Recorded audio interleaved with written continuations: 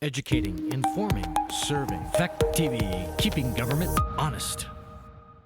So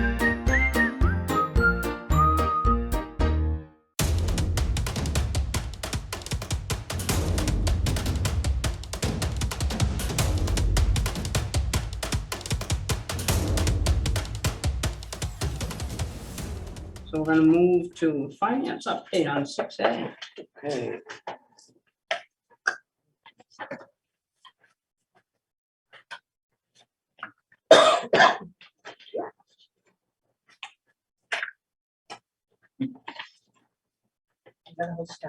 Oh, sorry. I was actually in school. You should keep you on your toes. You do know that.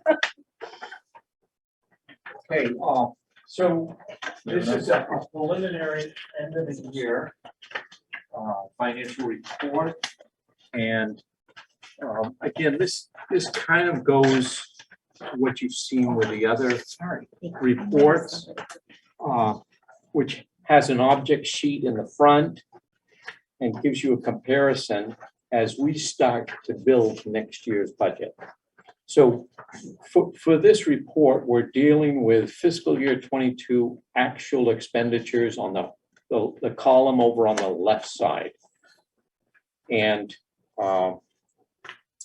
the function page is the next page, which gives you kind of your expenditures by function. And again, it gives you some sense of comparing the middle column, which, is next year's budget, and how we look like we may have to have some fill-in and gap money. And it just gives you a sense of how we compare. Any questions on the, and again, I will say this is the unaudited. There could be some changes. But what I did was I looked at e-finance, and I think that we're by and large okay, because if I look at e-finance's number, the 7,076,000, I compare it to what next year's budget is, it gives you some sense. I mean, at least we're in the ballpark. Now, I hope that the e-finance is correct. The third page in is the revenue sheet, and I just wanted to. So the revenue sheet breaks down the property taxes that were paid, and for this past year was $4,117,072. Now, other revenues, and I'm sorry, but I don't know what the other revenues are. I can assume that it's tuition, but I don't know that. But it was $16,079 of other revenue sources that were offsetting the budget. Now, the state of Vermont has educational grant money that comes out of the education fund. And the only thing that I would point out to you is that the top education amount, the $254,000, now they call that on behalf payment. And where this gets confusing, and I say this even for some finance people, it gets confusing because that 254 has to be put in as an expenditure when you're building your budget and as a revenue, because ultimately this 254 goes over to Springfield and to the other place that we send our kids. Now, sometimes where people get confused is they forget to separate that. But it has to be, because our net for the educational grant money is $2,861,430, and that's what reduces with the overall budget, and that's done the formula is the base ed amount at 87%. And so for how many kids we have, and I think I looked at it and but I think it was 300 and some odd kids. Yeah. 215. Yeah. So anyways, that's how it's straight math multiplication, and that plugs out. So the bottom line for revenues, 7,232,000 against what we believe is the expenditure side of 7,076,000. So it leaves you with a maybe net of 156,000. Now, I will say this, I wish we had more, because I think in this year's budget, the shortfalls will certainly impact your unreserved fund balance. Because, oil alone, I think we're going to be, twice what we put in. I'm concerned about the teacher salary line item. The actual for 2022 is 2218.567. And what our adopted budget is for next year is 2175046. And we're still hiring people, correct? The high school? We have a groundsman I just heard about. And restorative and math and But They're those not. were still in the budget already, weren't they? Yeah, They they were were in budgeted the budget, for. yeah. So They some of were them, in some well, of the them- restorative wasn't. That's being used through grant funds. that Okay. position. How long does that grant fund run for? Uh, This year and next year, right now. What happens to that position when that grant money runs out? There'll have to be a decision whether to, once we look at the data, is it worthwhile of trying to maintain it and continue it on through local, or so you to look for other grants, or to, Didn't we have a restorative practice person that, we had a district level person, yes, so now we have one just for the school? yes. So John has a listing of personnel. And again, we're going to go through, and because as I'm trying to build a database, I just want to see where we're going to be for 24. And that right now with the data, I mean, it looks like we got 2,285,000 needed. Now, I don't know. I mean, I've got open positions that are in there. I just want to double check because I may be off. So see, Molly, I have a question. Jim, we're on this page, yes, revenue. That's So- the revenue page. where it says Rockingham 61.8, is that the share that Rockingham pays in the taxes? Yeah, it's the share, I believe, because this totals up to 100%. Right. I believe that, and I hope I'm right, but I believe that that's based on students. So I think however the students divide up, I think that percentage is direct from that. Makes sense. So I just wanted to make sure that Rockingham pays more than everyone else, but they have more students come to the school. They're Yeah. typically around 60% of our total population. So with that, do you know how many are single family homeowners or rentals out of that 61%? Is there a way to figure that out? It would, I'm hoping that, that the town office would have some handle on that. I don't even think if I call the agency of ed that they'd have a clue, but I'm hoping that the town certainly would. I researched it back in 2008. In 2008, 60% of Rockingham was rental at that time. And that's 14 years ago. So and then you have to, there's a usage, so the single family homeowner theoretically is paying more than if you're in an apartment. Now, I know there's a percentage that goes to the rent, but how much is that landlord paying compared to the single family Yeah. homeowner? Which I can tell you, it's not fair. Oh, I know. I do. But, you know, and I think the state tries to massage that a little bit with the state grant money. And this year, I believe,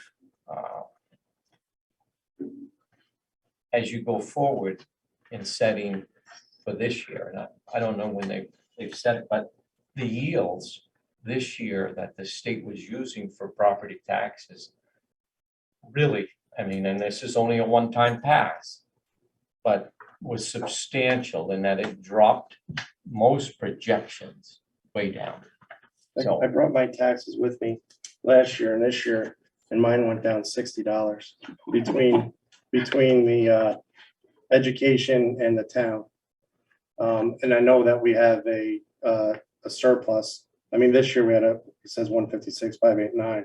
So my question for you would be, do you happen to know yet how much we've earmarked down the road for like rainy day funds? Do you have that number by chance? I know we had it 6 or 8 months ago, but could you look that up? I mean, could you have that for Yeah. next meeting maybe? Yeah,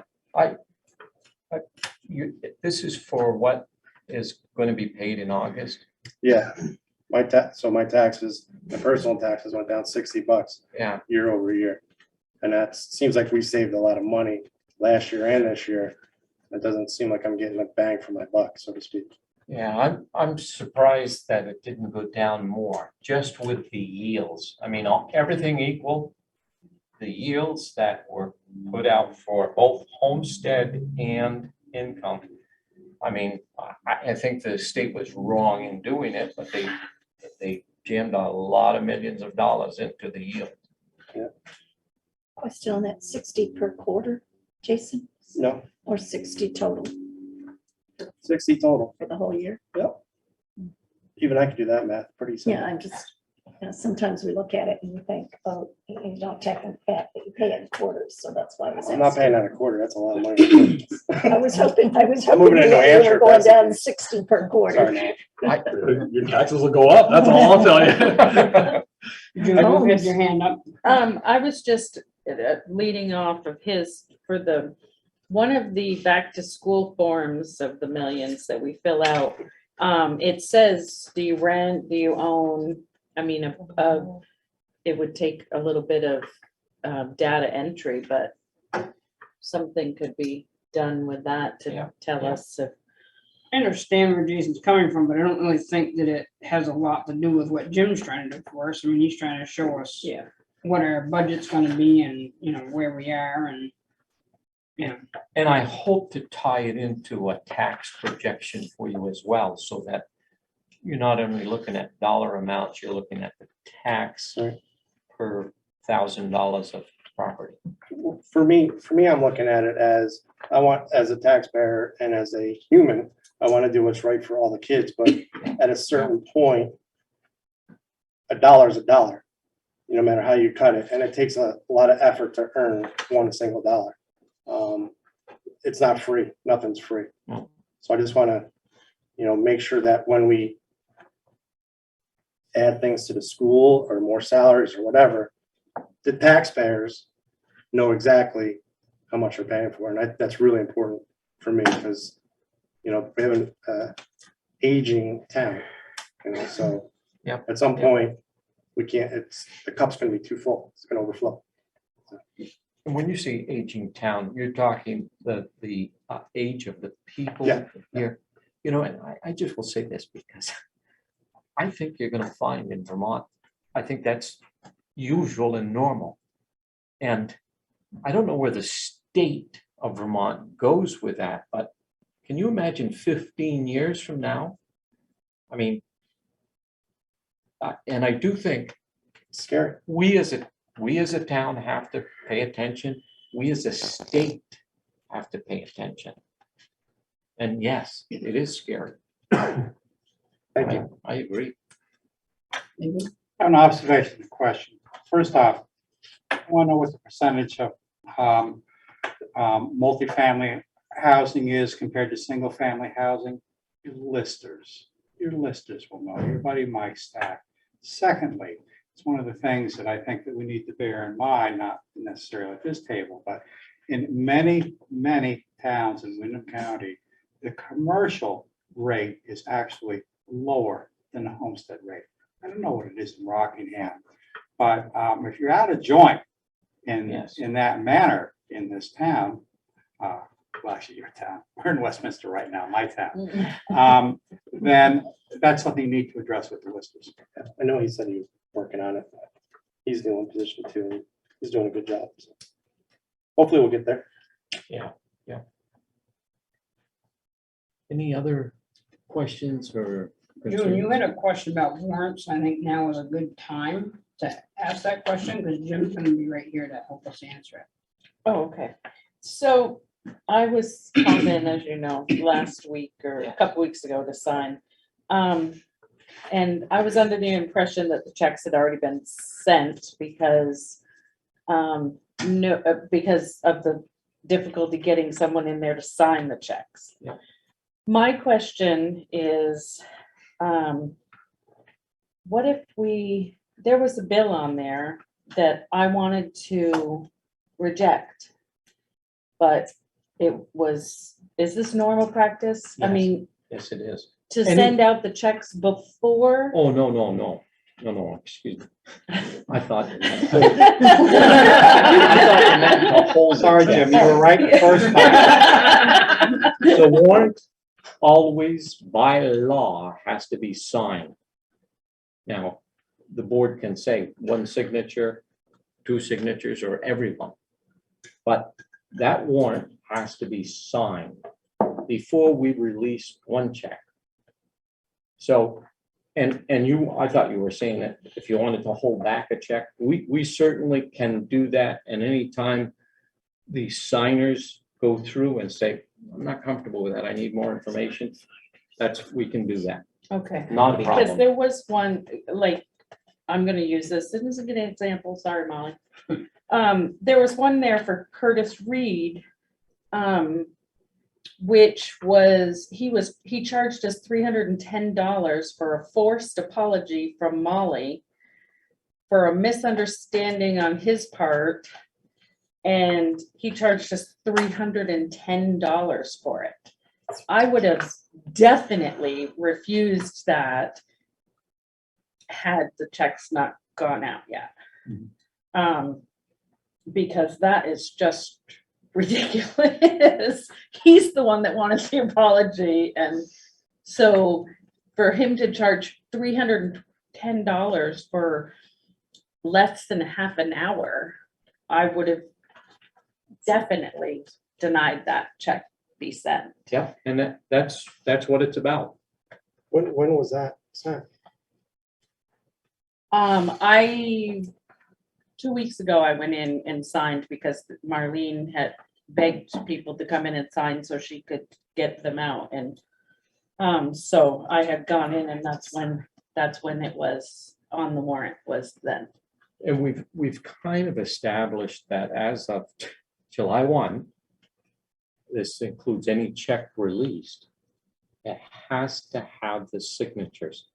And again, I just, it's the way that school districts do business. So, and I'm sorry that one got away. Yeah, no, I mean, I'm I don't know used what to, happened. I'm used to the fire department, the prudential committee signs the warrant, Yep. approves the bills, then I send it to the treasurer, Yes. and then they send out the checks. So in that case, it would have been, if the prudential committee said, no, we're not paying this, it wouldn't have never been on the warrant. So I was just curious how the school worked. I will follow up with it. Deb, I see your hand, but I just got one thing, because, so I used to be the one to sign warrants, and I when June asked me about this, I've tried to stay away from it the last few years, but it was when they were still on Cherry Hill. And they used to have the office open at 6 o'clock in the morning on Friday morning, so I could go in there and sign before I went to work in the morning, because they had to have a signature before they could write that check. And, you know, I think that, you know, before Jim, that wasn't happening, because I went in the office for something else, and there was a table full of warrants to be signed, and, you know, we've got to do a better job at that. So that, there's another item on our agenda about that, but I just wanted, if Jim was gonna help us answer any questions on that, that's why I had June ask her a question about that now. Deb, you're next.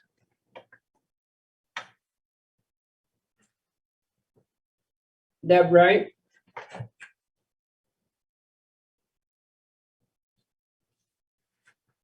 All right, Priscilla, go ahead. We just had the rule of just one signer, am I correct? And Deb and Jason were the ones approved in March. That is correct. Okay. And so it just had. But I thought it was supposed to be 2 signers. I thought it's the high always school been just 2. had to have one. Well, it's always been, they've always looked for 2 signatures. Yeah, but when we did the appointment, Molly, I may be wrong, but that's why we ended up with only 2 this year, because the previous year we had 3. And we only did 2 because we said we only needed 1 this year. Okay, well, we'll look into that. I'm not gonna. You're not argue with supposed that. to Thank you. appoint an alternate. Pardon? You're not supposed to appoint an alternate. Right. What happens is if these 2 are the signatures and they can't make it, they're supposed to notify the board, then elect someone to go in as an alternate for that one time. That's how it's supposed to happen, because you're not supposed to be like what Marlene has been doing. You know, throwing up a white flag, just saying, please, someone come in and sign. She was very appreciative when And it's a bad practice got started, you know, probably pre-COVID. COVID exacerbated it. And you know, Well, let's get it straightened out tonight. fully supported with Jim. With what he Andy? wants to do. I gotta ask, is it in statute? Is it in statute? About If this board elects to appoint 2 signers, one of those signers is not available, does this board need to come back and meet in order to designate this for the signer? Is that in statute? I would have to look that up. Okay, well, I think we want to be very, very careful about these hard and fast rules without knowing what the law says about them. As you are well aware, and have been around this table for a very, very long time, and it has been practiced, maybe it's not legal, it's been practiced for at least 30 years, that if a board designates specific signers, one of those signers is not available, Marlene's staff, or Marlene Lange calls up and finds someone from that board and has them sign. And I just, you know, I think that's a real consideration here. And, you know, one of the things we got right during COVID is we were allowed to sign those warrants electronically. I think that certainly would allow for a situation, if in fact the statute requires the designated signers to be the only signers, that would certainly make a tough situation a lot easier for someone who's on Old Orchard Beach if they're the signer. So let's find out about it. Let's get it straight. I will look into that, David. I will tell you that the electronic signatures were not happening. And board members were not signing electronic signatures. And there were literally mountains of warrants that had gone unsigned. I'm a guilty party. And I'm a I guilty went, party. I physically brought them to board meetings to get them signed, because we begged, we pleaded for board members to come in. And I'm not, it's more than just this board, it is all of our boards. And Marlene would send them electronically. Someone might open them and look at it and then never sign it. And then it eventually disappears and goes away. And so then it's got to all be recreated. And the amount of human resources that gets spent scanning all those warrants to then, and then upload it and then to send it off.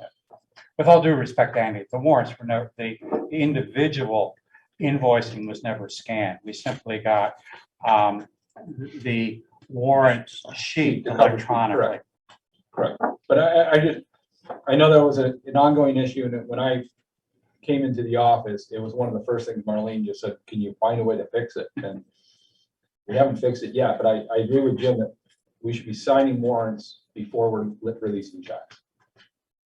Well, I agree with that too, and I think that this is kind of, redundant probably that we're talking about this right now, but it is a problem, even though a lot of us have sat around this table for a long time, so. I would like to get it straightened out tonight and have a plan, because there's no reason for what we're doing. I see you, Jason, but Deb is back and she got her hand back up, so we're gonna let her speak. Thank you. I got booted. And the only thing I had to say was, if you're a signer, if you agree to be one, you need to be there, or you need to pass it on to somebody else who can be there. I was there today signing, trying to get in like Mondays in order to make it easier. But I realized there's a problem. There was something there from June 30th, still sitting. So that's a problem. It doesn't have a secondary signature. The only other way we could do this is to change the number of signatories to just one, so that one person with maybe a backup gets there and gets it done. But that's a policy change that we make at the table. And can we make it something other than our annual meeting change and do it mid-cycle? That's what I'm wondering. Thanks. Thank you.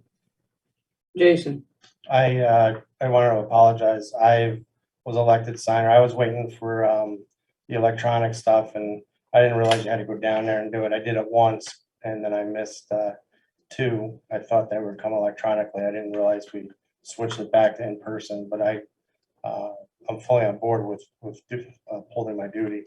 And if something comes up, Jim or whoever, I will question it before I sign it, and is the policy, I question this, I'm not signing it until it's fixed. If, and we can hold whatever one That one check. invoice you're uncomfortable with. And I will say this.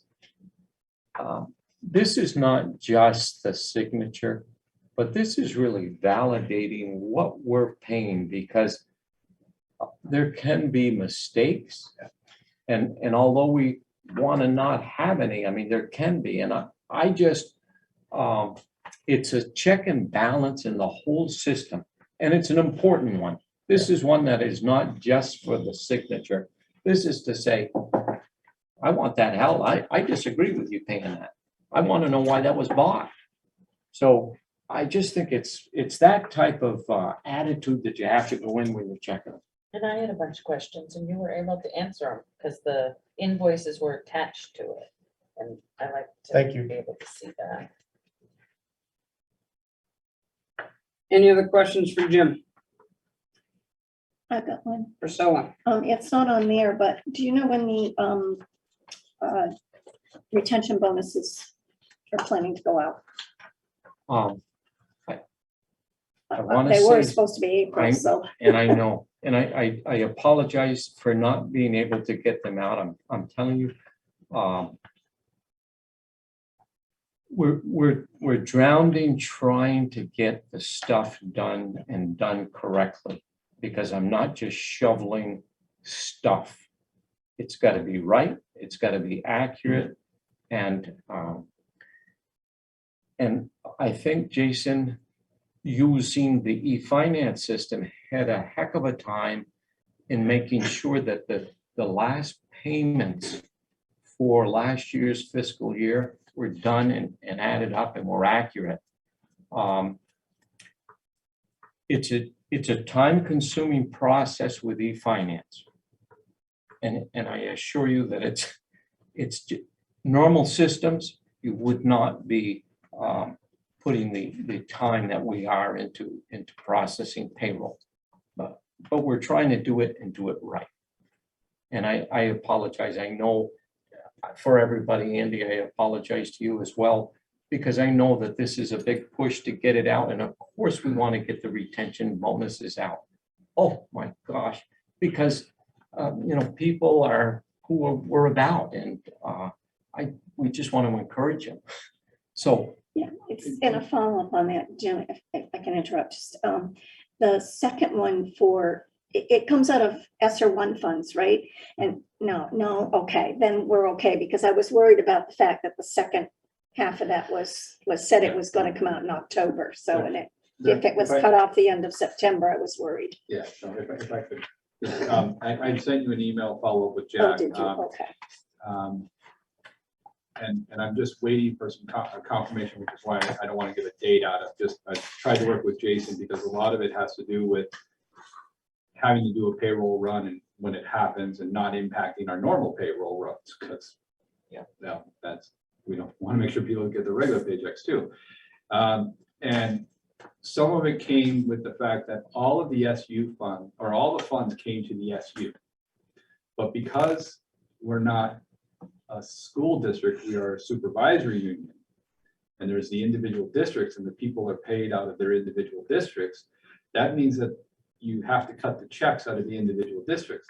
But because the money comes to the SU, you have to do a sub-grant from the SU to the different school districts. And so we had to learn how to do that because all the folks were new in the business office taking care of that. So Shirley Lynch and Jason and Trish Adams spent a lot of time working with the AOE, learning how to do these sub-grants. We had to rewrite then the original line item that we had done, wait for that to get approved, because you want to make sure it's approved before you go on and do it. And then we got to a point where we were ready to go. We've been communicating this with the faculty and the staff about the delays. And then right as we were getting ready, we were coming up on the end of year. And the end of year and the balloon payments and everything like that become this huge lift to try and make sure that we get through that. Wanted to make sure we got that done. And that takes a couple months lead in time. And then we got to the point where we were about ready to do it. And then we had the retroactive pays as the different CBAs come on board, right? So we're playing this catch up constantly. So then we got to roll a year over, right? So that just is another lift. And we're moving around some, getting legal with not being 2 weeks in arrears, but only being a week in arrears. So we got to where we believe we have a date. I just want to verify it with Jason. I sent him an email today. And then have it spread out for when the others will come through. So everyone will have the dates. They'll know when they're getting their checks. So yeah, it's been a long haul and people have been patient and I appreciate that. So. Does it impact though people that have gotten done? Because the thing we signed as board chair says that it only goes to people who are currently employed. That is correct.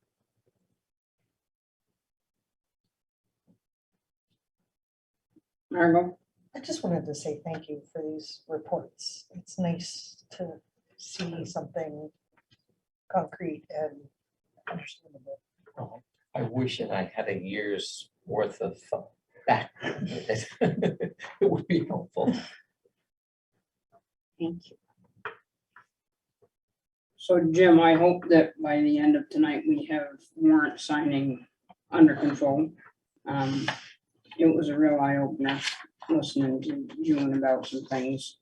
You know, it's real good questions and it's things that I think as board members, you know, those that have never done that or don't do it, don't realize how important that is to get that done and to read them and to look at them and see what's on there. And, you know, and right now it's nice to have somebody that you can ask, what does that mean? Because I've been in offices before where I've been signing warrants and asked what it meant and, you know, they just didn't know. So I appreciate that. I also, you know, I got the emails about retention bonuses and I understand that we need to get them out, but what I heard tonight was we want to do it correctly. And David, you've been on these boards longer than I have, and I've been on these boards so long and heard so many incorrect things in the finance area that I was just, thank you.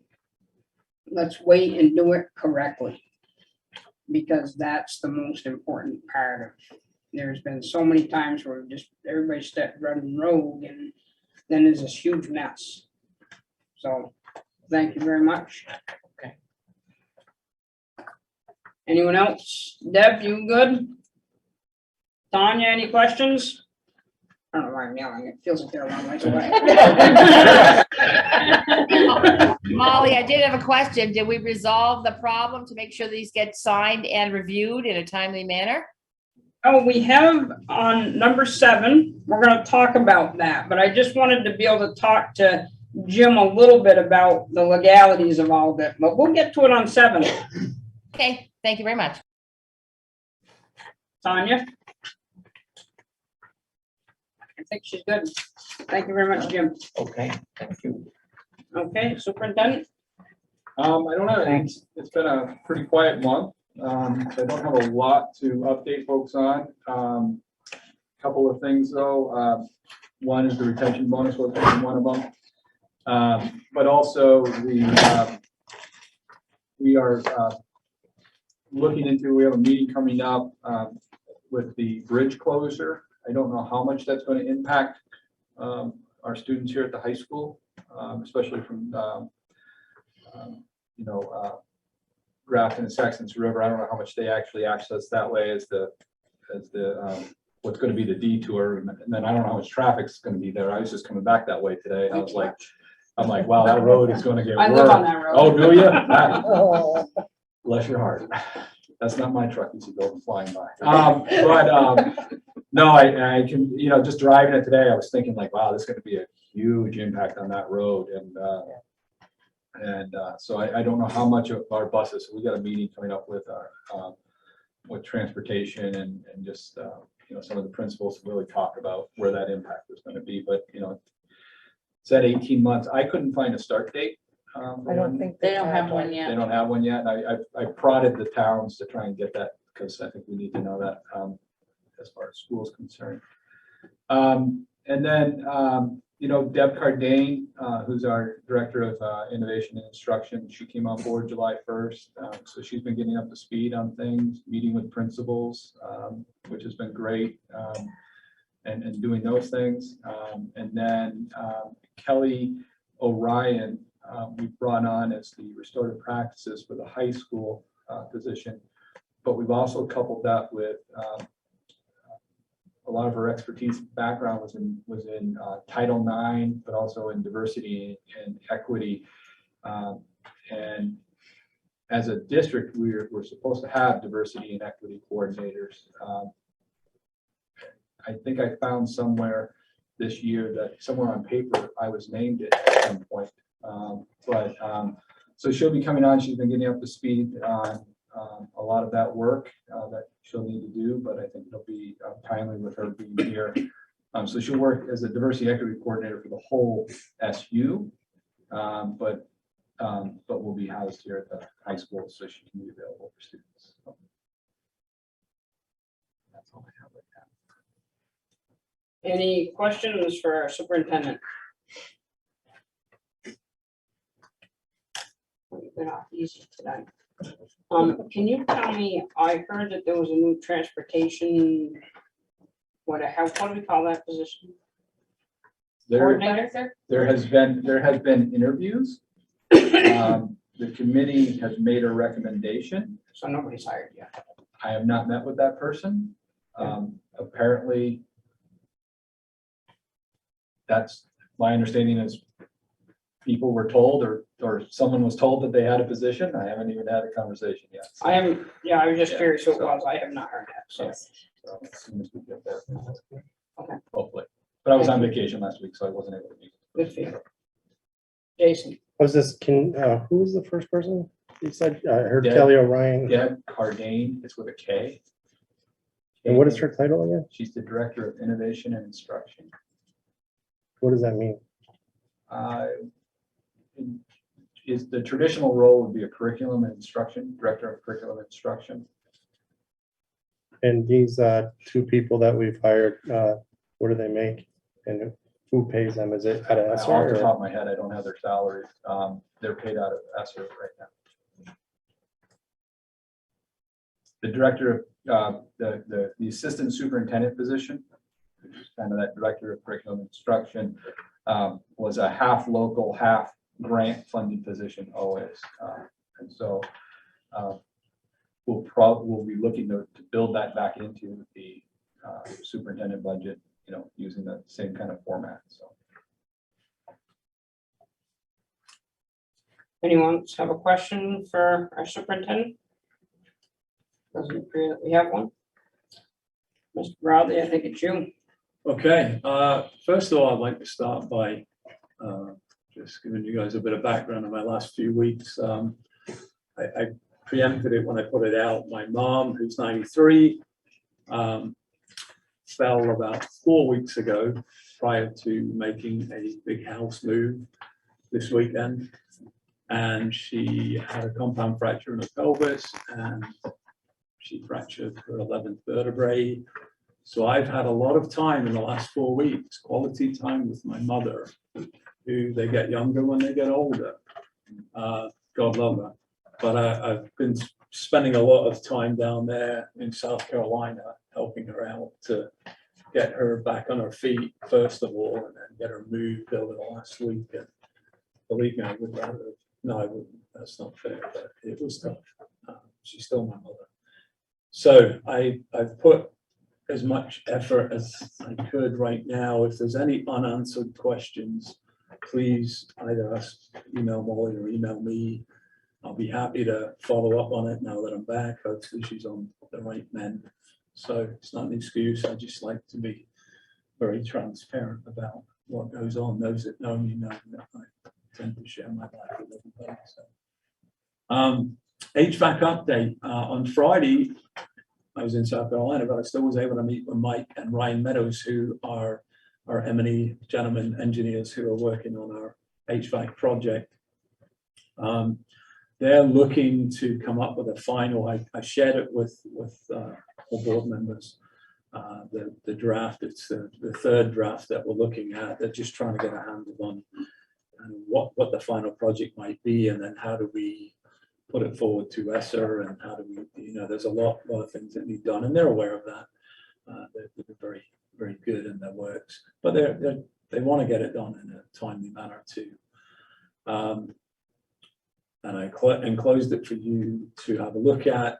And I talked with Mike, and he would be more than happy in our next meeting, which hopefully will be a little bit further on in the preparation, planning, and them drawing up things to present at our board meeting, and then take any questions that you guys might have, because I figured that when we were talking about it, it's far better than him being here to answer your question directly.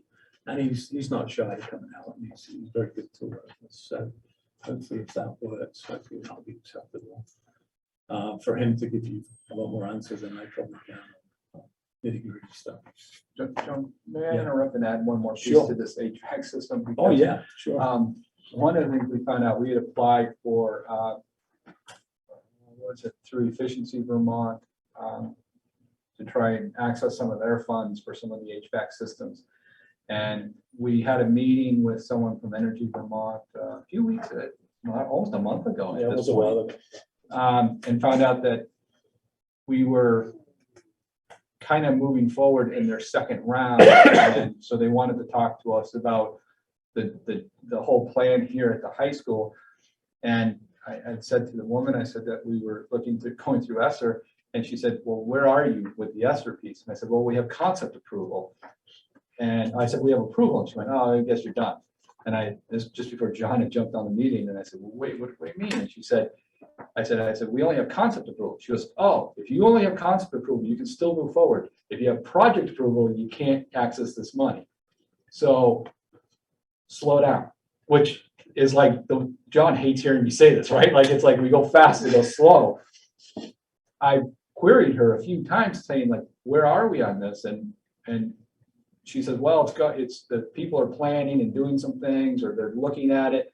So we haven't heard back, but a portion, and it sounded very, she was very positive about this, I thought, in our meeting. A portion of this whole plan might get covered under that portion of the grant, which would reduce the amount that it would impact out of ESSER, and that those funds could be redistributed. And it seemed like things that maybe the part that hadn't been done yet in the building, I forget what wings, but there's one wing that had, some of it's just repair and upgrade work, and others is like new work. So it seemed like the new work could be done under that grant as opposed to the makeup work. So it is positive, but it's this constant, like, and I think people think we make it up, but you know, it is something that we are working on, which I thought was Well, positive. Ryan, who's a designer as well, he's broken down the jobs, because I spoke to them about that, where, you know, they said they might be able to pay for a portion of some of it, where, you know, if it was a whole project, they didn't have enough money to pay for the whole project. But he's kind of broken down the areas that were the 4 areas: the B wing, the C wing,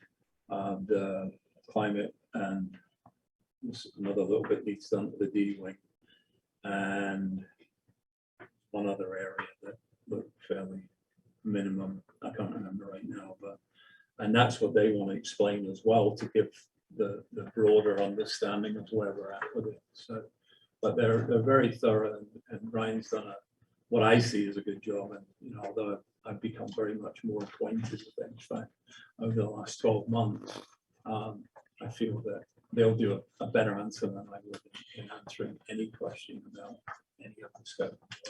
So, Haver, I met with the representative on May 16th, and then we had our June meeting. The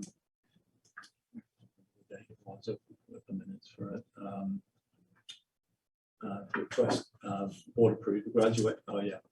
So what I talked about was making financial literacy a graduation requirement, which I have put out to, not officially, but we've talked a little bit about it, and I think that might be a good thing for us to put on an agenda, an upcoming agenda before the kids return, which will probably be the next meeting. They want to continue to support online learning, leading to graduation, which is one of the 4 areas. Also, she wanted me to communicate in the summer with the young man who had started with Kristen designing, at least getting us some designs. I've emailed him once and called him. They're very busy. They're very behind. Again, I just gotta, when they shoot back your email saying, "Did you remember you sent this one?" It's one of these functions of Google that I just sent him, I believe, last week, if he had any time to come out in the next 4 weeks, but I haven't had any response to that one. But what Carolyn said to me was, you know, if we can get a ballpark figure for upgrade, then at our next meeting with them with her to give her some idea of what we're looking for, and they may fund it. No harm, no foul. Wouldn't mind moving ahead with that. Next year, we want to look at a plan of maybe, and we'll discuss this maybe at the committee level, of developing a plan for economics, maybe even developing a high credit course to make it more enticing for students to sign up, because that was one of the downfalls, or one of the deterrents of kids signing up for our economics classes. And then I'm scheduled, according to Carolyn, Maureen is coming up in the fall. Maureen Hager herself, I believe she has a house in Saxon. She's coming up in the fall to discuss what she's done, and possibly have a visit to school depending on her schedule. And I'd love her to come and walk around and chat, and I'm happy if anybody else wants to be here as well, because I think it shows well that we appreciate what she's done, and I think she loves our school, and I think it'd be good to give her a little bit of love back. So, in talking with Molly, there was a few other points put on. I see special ed programs, but I think that was meant to be our AEP and our freshman academy around our MTSS of students. And if we look at it in terms of interventions tried for AEP, alternative education program, Most AEP students have been unsuccessful in the mainstream. We often try interventions, accommodations in class. We try title support, schedule changes, etc. And with all that, if a student is still not being successful and behind on credits, AEP is another option that we can offer. Many AEP referrals struggle with consistent attendance as well. And it allows us to get a little bit more tender, loving care to talk about the whys of not being in school, and if they feel more comfortable, maybe they'll come more often. Many of these students, they need a quiet, self-contained learning environment, one that gets support from the teacher. I know that the two teachers we have spend a lot of time one-on-one with kids. They go, in my terms anyway, they go above and beyond in calling home and working with the kids, and just doing everything they can to get them to be in school and be successful. Also, I met with Shelley Wilson, our new MTSS person for the district, and I'm hoping that working with her, she can help us more clearly define our MTSS in our building. Freshman Academy continues to support freshmen. In fact, today was our first day of visits. We carried on the COVID trend of having families and kids meet here. We have both counselors are working with Mr. Obi, who's been our point person for years, which is enabling us to meet with parents, go through all the aspects of high school, give them a tour of the building, make them feel comfortable, and work on the schedule pretty much right as they're here. So that's been very helpful. Freshman Academy teachers predominantly teach most freshmen and are able to discuss common students, provide supports for students, meet with parents and students to discuss their plans, plans that kids may be on and plans that maybe we have to develop for them. This year we'll be using a more data-driven approach when discussing each student. We're really going to go back into taking a look at every piece of data, looking at attendance, class interventions, what's working, what's not, scheduling, academic support, etc. Again, we'll seek advice from Shelley on how we can improve this process. I know we talked a while ago, I believe it was before our main meeting, about our athletic director presenting. I know that Ian had done a full presentation, so I would say that he's going to be, to answer one of the questions, he's going to be full-time in our building, not do anything with the middle school this year. I think that's around budgeting and just not. We need to talk more about what his role might be and how he would do it if he was going to do it. And I'd like him to do a full presentation, maybe again at our next meeting. So he's got it ready to go, and I think it would be better having him go through his full schedule and have you right to the horse's mouth and get answers. Another question that was posed was, no, it wasn't at the last meeting because we were in South Carolina, but Miss Iman had asked for another leave of absence, and then the next day an article appeared in media around some venture that she was doing around childcare and meeting her issues of not, which were causing her not to be able to work. And my first knowledge of that was when David had sent an article around saying, "Oh, look at this," and that was the first time I had read that. Thanks for keeping me on it. And that was right the next morning. So, update on diversity. After discussion on diversity in the last few meetings, I know the request of the board has asked, what action administration is taking to address this situation. My understanding of addressing it is, what are we doing moving forward? What are we looking at to provide educational opportunities and opportunities for all of our students? And the bullets there, they're not all we're doing, but it's all that I was thinking about as we get ready for this upcoming year. Plan further staff diversity training. I know John Underlider has done 5 sessions with our staff on and the use of circles in our homeroom and how to effectively run them and have kids feel comfortable with us using them. Plan for addressing diversity of students at the beginning of the next year. I know I talked with June, probably it was in May, I think, June, we talked about that, beginning on day one and then reinforcing it throughout the year. And the plan is to do that on the first day or first 2 days of school, spend time with kids, really going through a lot of diversity, a lot of treating each other with respect and nice, how to report, talk about what a bystander is and how, and again, I'm just giving you a few caveats of what I see in being. And then throughout the year, meeting monthly, which we've scheduled already, monthly homeroom extended meetings, where hopefully our director or RP person will help us support that notion and give us great essential questions to work with kids. First of all, focusing on school climate, and then moving to whatever we need to really do. And again, I just said that and see kind of repetitive. Use data to further drive approaches to educate students further. So again, look at whether what reports we have they gone up, have they gone down, what area, what protected categories they are, to be able to look at all those and as we're moving through the year, come up with strategies to meet the needs of our students and make them feel safe and comfortable in the building.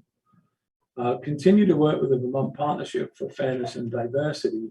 Now, again, we spoke earlier about an invoice that came from them. And when we set up that first meeting, I've worked with Curtis for many years, and not recently. I worked with them a lot in my early days as assistant principal, and there was never a charge to meet with him. And I guess in meeting, setting up this meeting, I know that's the way that I was moving. And then when we got that bill, I was kind of shocked as well. But I guess in this day and age, you have to pay for most things that we get. So, again, I'm going to continue, but it will be at a very light rate because we haven't budgeted a ton of money for meeting with Curtis often. And the one major thing that I'd like to do is put an anonymous reporting box outside the other door of my office to encourage reporting of incidents. So again, come up with an anonymous form that students can at least give us information about whatever the incidents may be and who the people are that are involved. They won't be signing it, but it will help us get maybe a quicker understanding and a better understanding of what's going on and who the students or people in the building that are doing these things. Again, being anonymous, we can only take that, look at it, and keep tabs on it. But then if other things do arise from that, then at least we'll have further information on students and what they're doing. Health guidance was another question. Andy, I don't know if there's any new specs. I haven't seen any. And my guess is that we just move forward as normal. If there are any changes or new variants that first again on COVID. I had health curriculum in my head. Sorry. Check in with you, and then follow the. I would imagine we're going to follow the State Department of Health and AOE again. Yeah, we haven't received anything of late. We get a weekly update from the Secretary of Education that usually outlines what they're looking at doing. If we haven't gotten anything. I mean, I'm hopeful that we have a good normal year and curveballs thrown in. So I did add 2 points on, again, just in my lack of thinking, I was like, oh, why would I not put something good on? But I did send out the AP scores. I printed some paper copies as well. If people need them here. If you want. So, again, snapshot. My plan is to do the tables that Mr. Murphy did last year. They don't cut and paste very well. I tried cut and paste them and it got rid of some of the information and skewed the lines. So I'm going to redo this for the next time we meet and give you a full comparison of what we've done and how we've done it over the last 6 years and how the scores have improved or not. This year, the snapshot version is we had an 84.6% pass rate. The number of 5s, number of 4s, number of 3s, they're all considered a pass on the AP. And then we had no 1s, fortunately, and we had four kids with 2s.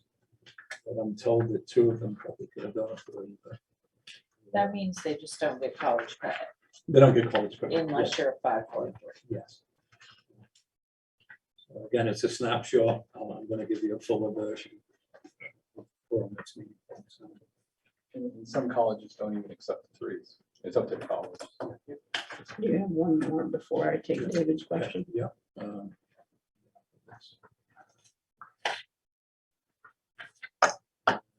Oh, and then I met Jim. I'm getting gas yesterday, and met Jim Ruggiero.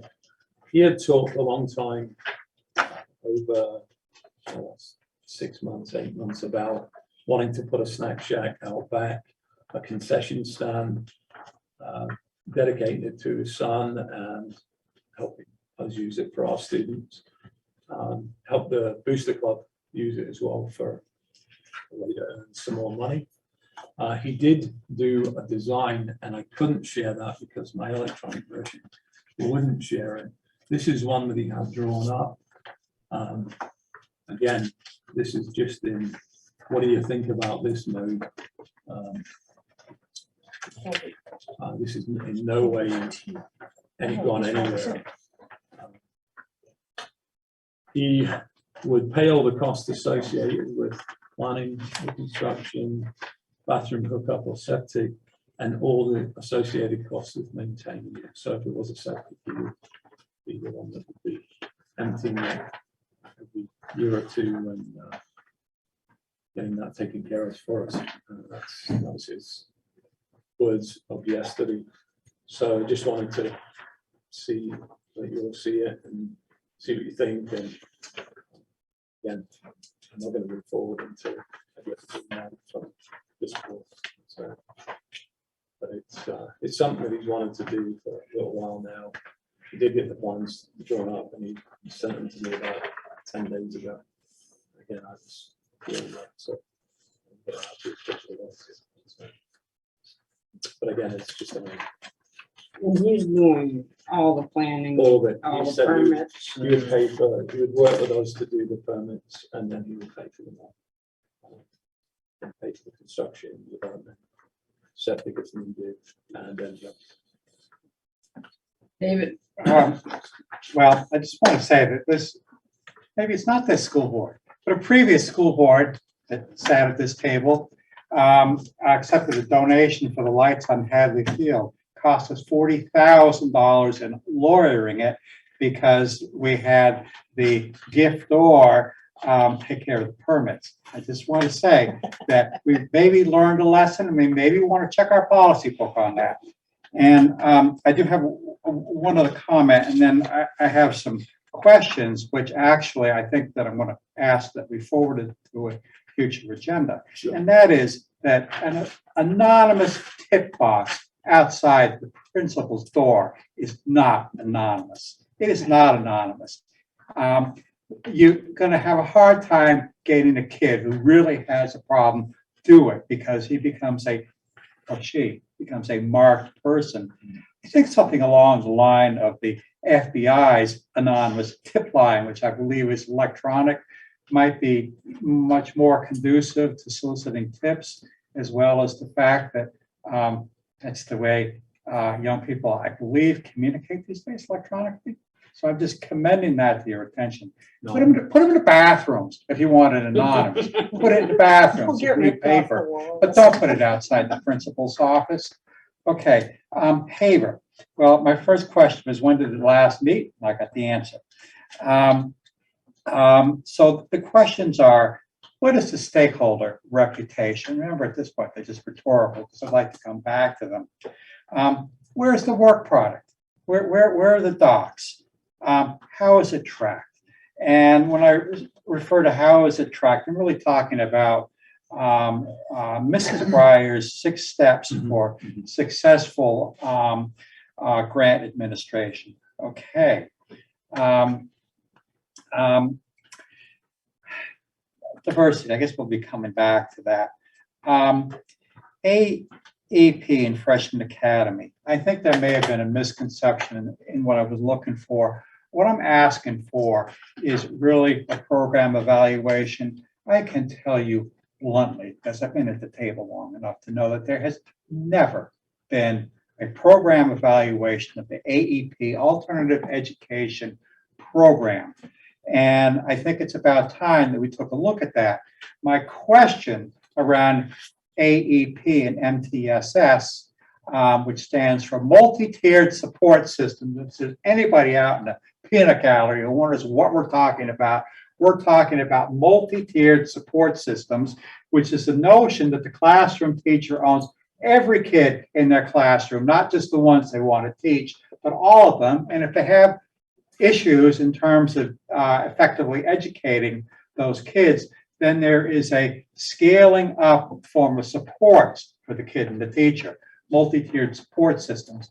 And I want to point out that at this high school, our AEP population essentially has been handed up to us, in my belief, by a failure of effective supports in the lower grades. So we didn't start the problem, we own the problem, but what I want to know is AEP still the 21st century solution to the problem? Okay, so let's come back and see what AEP looks like. And, you know, Freshman Academy was one of the outcomes from our association with the Southern Regional Education Board's program called High Schools That Work. And I think you were in on that in the early days, John. And yeah, I'm a believer. But I would still like to know what we're doing and how we evaluate it. Okay, I suppose it's a program evaluation too. And when we had discussion earlier in the year about possibly having a board retreat, one of the discussion items I was hoping we would talk about would be the benefits of AP, advanced placement, college credit classes taught here at the high school versus how much bang for the buck on a relative basis we'd be getting out of dual enrollment, where a kid might actually get a credit through Keene State College or some other institution. And, you know, once again, I think that's a kind of a program evaluation question. So I think I will stand down at that point and make a few more comments on the director's comments. Thank you, Molly. June? How many kids are enrolled in our AEP program? I don't have that information right at this moment, but certainly Okay. get that and, for you. I know it. It's fairly steady, but it can go up and down. So I wanted to- okay. And a question on placement. Have you thought about where this might go? This soccer field hockey snack shack? Oh, yes, right, I don't know if you know, we do the state finals out back and we put it right on that corner, you know, with the, just as you go out the main gap and you go around, then the fields, there's field hockey and soccer and then the centerpiece right on that corner. Because it would involve minimal disruption to shrubs and not be in the way of stuff. And I don't know if this is a good time or not, but I had some questions on your graphing from that you Sure. gave us last meeting. Were these confirmed cases of bullying and Yes, harassment? all of those were confirmed, followed up on, and sanctioned. Okay, so we don't have a number of, yeah, how many were reported? Okay, okay. Because I'm thinking that because of past meetings, there was, if you overhear something, part of it, and it might be offensive to you, but it wasn't the whole thing, and then it gets reported and all that, how many of those happen? I can get, I reckon, tend to get that info, because on the front sheet of the investigation form, it does ask the question of, does it warrant investigation or not? And I know we've had, I wouldn't like to say how many, but there have been some that just didn't warrant based on the evidence or lack thereof. And then if I could just add on, because John and I talked about this a little bit afterwards. So sometimes, again, as a building administrator, I'm gonna put that hat back on and think of it. You might be told something and you might pull a kid aside or talk to a kid, but it doesn't even make it to the form because it was, so what is reported, what is heard, what is reported, what is, followed up on, it's a process. And so sometimes you might say, someone might say, oh, I heard a kid say this. And then when you follow up with it, you find out that that was misheard, right? So there's a lot of work administrators do that never even gets reported, put in. And that's another thing that we're working on with implementing SWIS here at the high school. SWIS is, and I don't know the acronym, and I'm sorry, David, school-wide something and system. And it's basically a reporting system that as you get that data, you put it in, and then we have another system that we purchased, which is called Panorama, that helps to kind of pull all that data together so we can give you better answers that you're asking for. So we are working on this. All right, and John, my other question is, do you have any idea of the curriculum for the addressing the students at the beginning of the year? Or do we know who's going to do that? I'm going to meet with Kelly on the 4th of August. That's our URP person, and talk with her. So I'll have a better answer for you after that day. And I can certainly be happy to send it out to everybody ASAP and not wait till the next board meeting. Okay, yeah, I mean, and like we talked about, I think it's a good idea to get all of the kids right 100%. off the bat, and the staff and any board member that wants to pop in. And we've already scheduled one Thursday every month for the whole year. We've done the year calendar in a lot of areas, so we've already scheduled the Thursdays that we're going to do the extended rooms to meet those. And then, and in those, you're gonna have talking points. We're going to have talking points. So that it We're doesn't. going to begin with school climate, and then we'll go from there. So, Okay, well, if I can help in any way, let me sure, know. absolutely. I think Tanya had her hand up, Jason, and then I'll get you. Tanya? Yeah, I just was curious on we talk a lot about safety and for the kids, it seems like a smaller group, but for the whole entire school, like I saw $8,000 come out of the budget for security. What do we do for security at the high school? That's a big question. So that is a good question. That was on my radar too. I did see that $8,000 too. Have we changed something? I can answer that. Because when I signed the warrants, part of it was for the graduation for the security up there. Oh, secure. Okay, sorry. I was thinking of the security. Oh, I was thinking that it No, I was know what you security for the building. No, it was Oh, it was the couple of games. cops that we had up there. It was Last night. And then graduation. very expensive. They are. And don't we get them for games too? Yeah. Yes. Possibly. There might be more to it, but that's what I read into. I don't know the dollar amount, but There's more details than. Well, there's, sorry, on the warrant that Marlene sent to me. There's a item for the Wyndham County Sheriff's Department for security for graduation that is $1,166.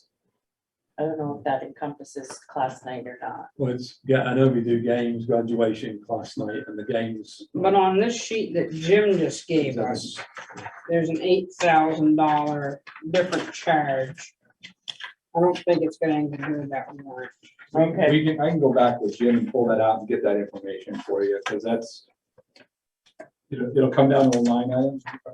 So the question, and maybe Tanya's got the same question I've got, and then Jason, I'll go to you, but Sandra, safety and security, he's got an 8,000, he's bumped it up from 3,400 to 8,000. And I think that,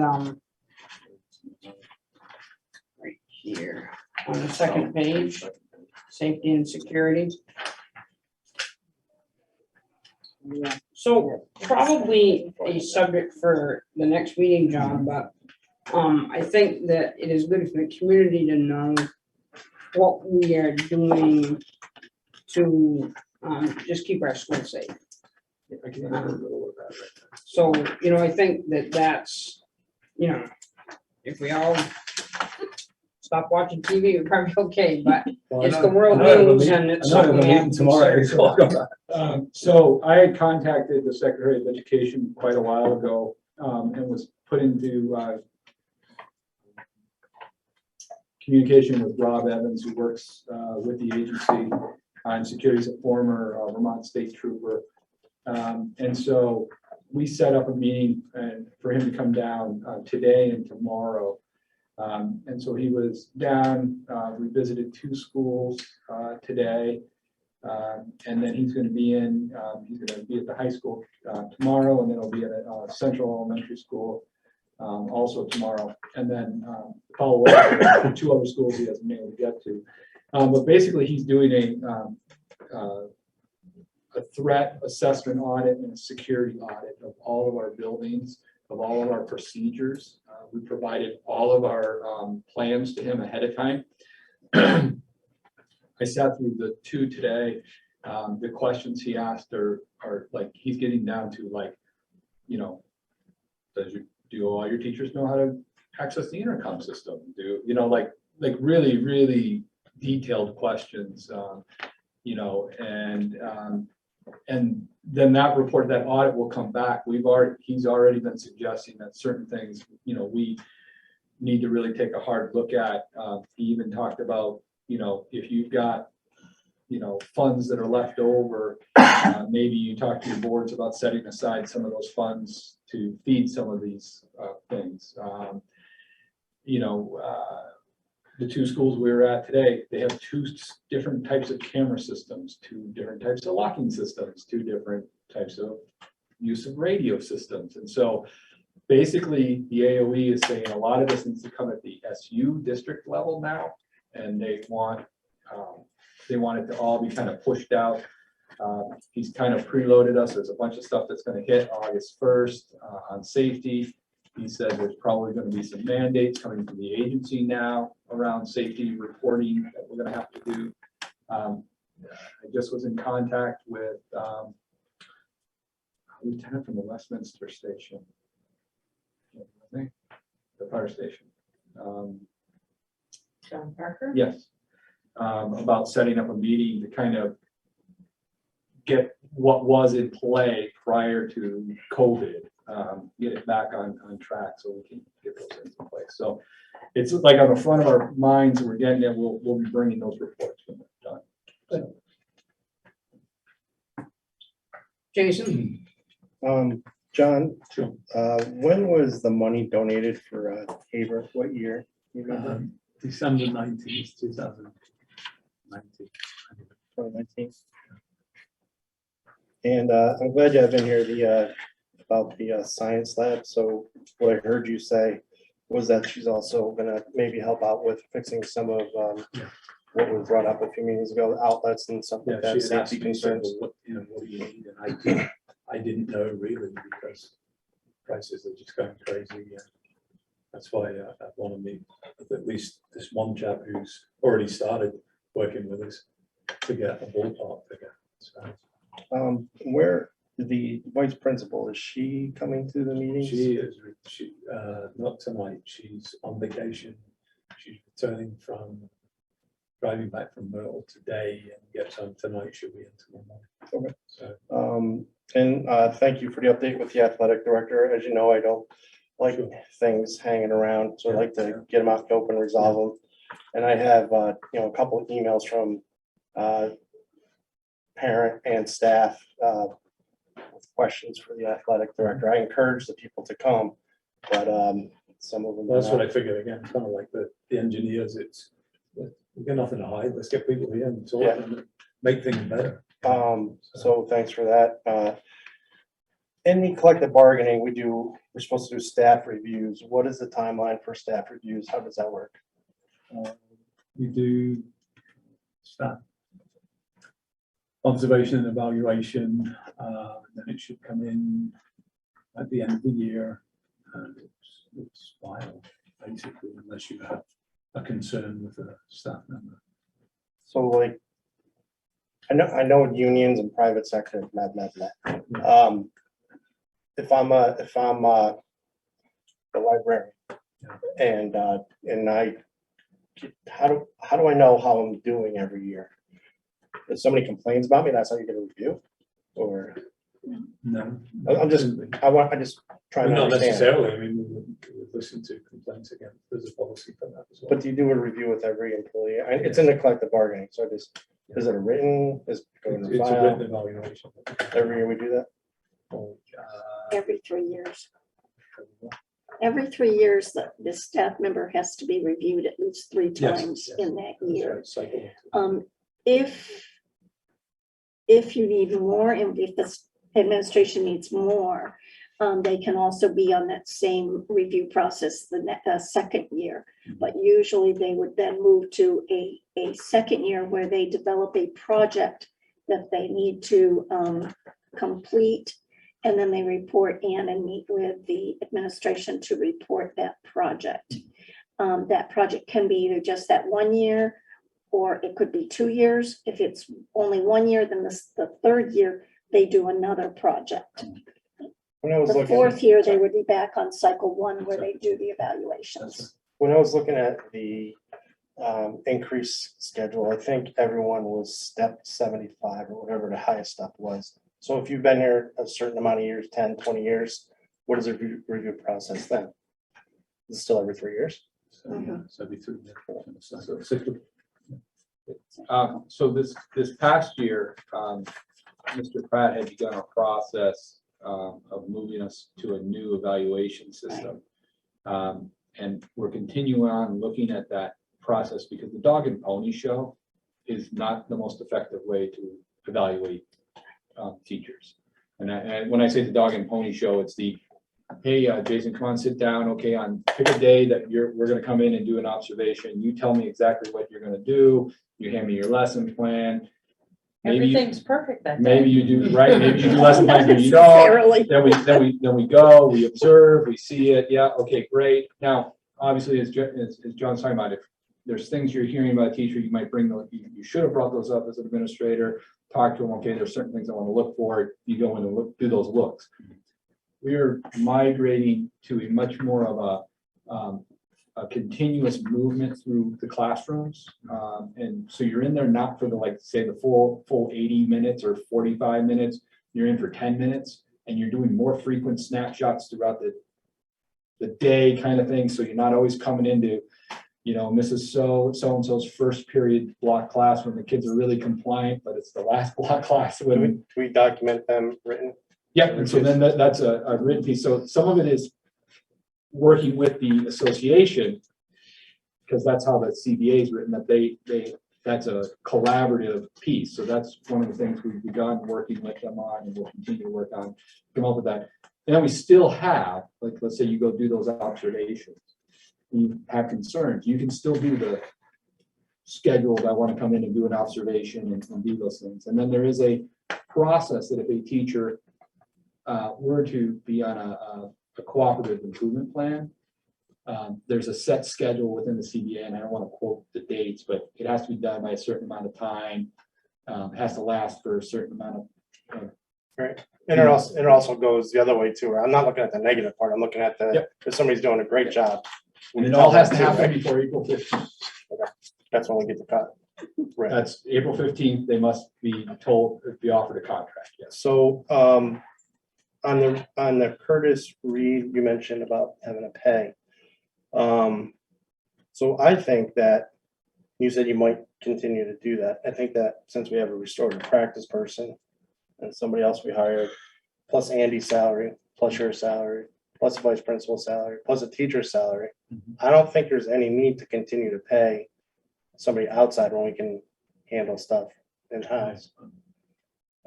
Just my opinion. I don't know if we have to vote on that or whatever, but, and I value, I mean, I do value what Curtis has to say. It was just a show, stick a show. well, Yes, because we have worked with them a lot. I just think that it just makes sense that if we're already paying everyone else, why do we need to pay someone else? Otherwise, we don't need everyone who's here. Yeah. Just, and, you know, when you talked about bullet point 6 here, update on diversity, with all due respect, that's not what we asked for. I specifically asked for if there was a problem that was stated, has the administration investigated it? What was the outcome? And then if there was a problem, what are we doing about it? And what I'm hearing you say is, this is what we're doing going forward. So the allegation has, in my mind, still has not been addressed, whether it's true or false. That's all I want to know. True or false, get it out in the open, move on.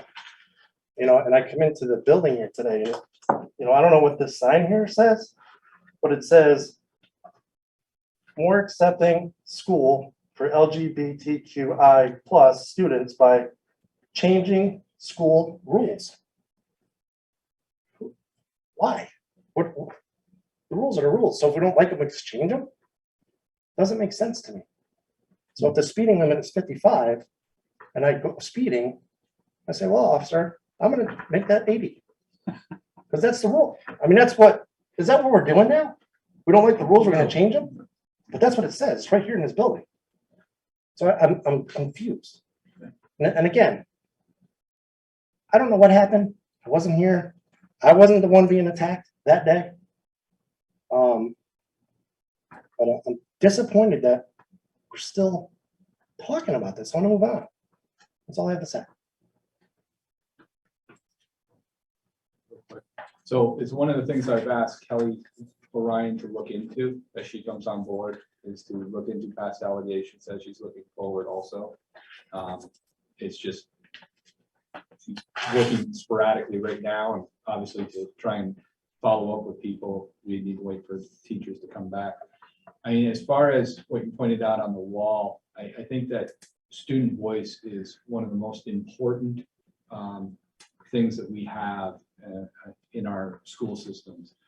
And having a brainstorming session where kids maybe get together with an adult and brainstorm on different things doesn't always necessarily mean that's going to be what happens, but it's how students are able to voice their opinions and talk about how they have influence and equity of voice in their own school. And so there are many schools that have student codes of conduct that are driven by students. I was talking with the Burlington high school principal at the end of June. And one of the things that they do is they have this equity of voice with students on their code of conduct, and the students end up policing themselves. And so a young lady had come in with a bare midriff shirt, and she'd gotten in trouble for it. She said, well, I don't think it's right. And so they talked about the fact that there's this process. And so the student went through the process, and through talking with other students and whatever, that policy got changed. Now, part of that, we didn't get into it, but part of that whole conversation is, it's not just students say, I want this changed, so we change it. it's the conversation that administration and faculty have with students to provide that equity of voice, so that therefore it's not just adults telling kids, yes, you can do this, and no, you can't do that, because there's always a lot of why. And one of the things we want to teach our kids is about process, and we want to teach them about being, members of our society, and to question, just because a rule is there, does that always mean that's the only say? I mean, do you have no voice? So I don't know what that Venn diagram up there is for exactly, but I would imagine that that is probably what that is for, that it's not just, this is what's happening. Thank you for the explanation, Anna. I think the hard part when we come in this room a lot of times for some of us is I kind of feel like it's one side. We had to ask for an American flag to come in here and still not on the same right side. No disrespect to you, if you haven't even been here, but the point is, it kind of feels one-sided in this room. And so that, I think that is really, when you look around and not that I agree or disagree with anything that's in this room, but when you look at what is in this room, it's pretty one-sided.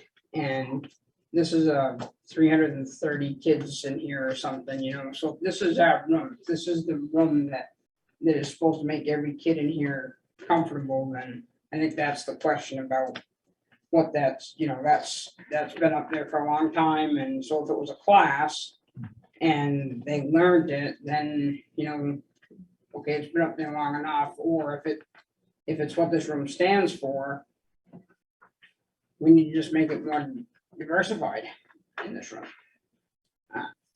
So I think that's really what, without, we've tried very careful. We've tried to be very careful about how we approach that stuff, and no matter how we do it, we get ourselves in trouble. But that's, I think, what Jason's really getting at is it's kind of one-sided. I have another question. So I totally understand having a donation and getting ourselves in a hot seat. And I thank you for bringing that up, because I certainly don't want to be in a hot seat over this, excuse me, but if this is something that can happen, and if it is in writing that it's going to be maintained and taken care of, because really, love the guy and I think this is a great idea, but there is some legalities here that really need to be taken care of. And I think you And I do too, but, so I don't want to kick a gifted horse in the mouth. This would be awesome. This would be awesome for our community, for all the kiddos that play sports down in that area that don't have to get recognized sometimes because it's kind of off in the backfield. And porta potties. I was gonna ask you, if they saw the water closets on there, what is used out there? Porta potties. Porta potties, yeah, tree, yeah. Trees. So And my hope This is is really- that we will start getting the state soccer matches again. I mean, they're big enough. So my point, and So I know I'm getting it across, but I just want to make sure I'm getting across that this is pretty cool. If you got somebody in the area, in our community, who has been so supportive of our school and our children, to want to, and has the ability to do this, let's help him help us.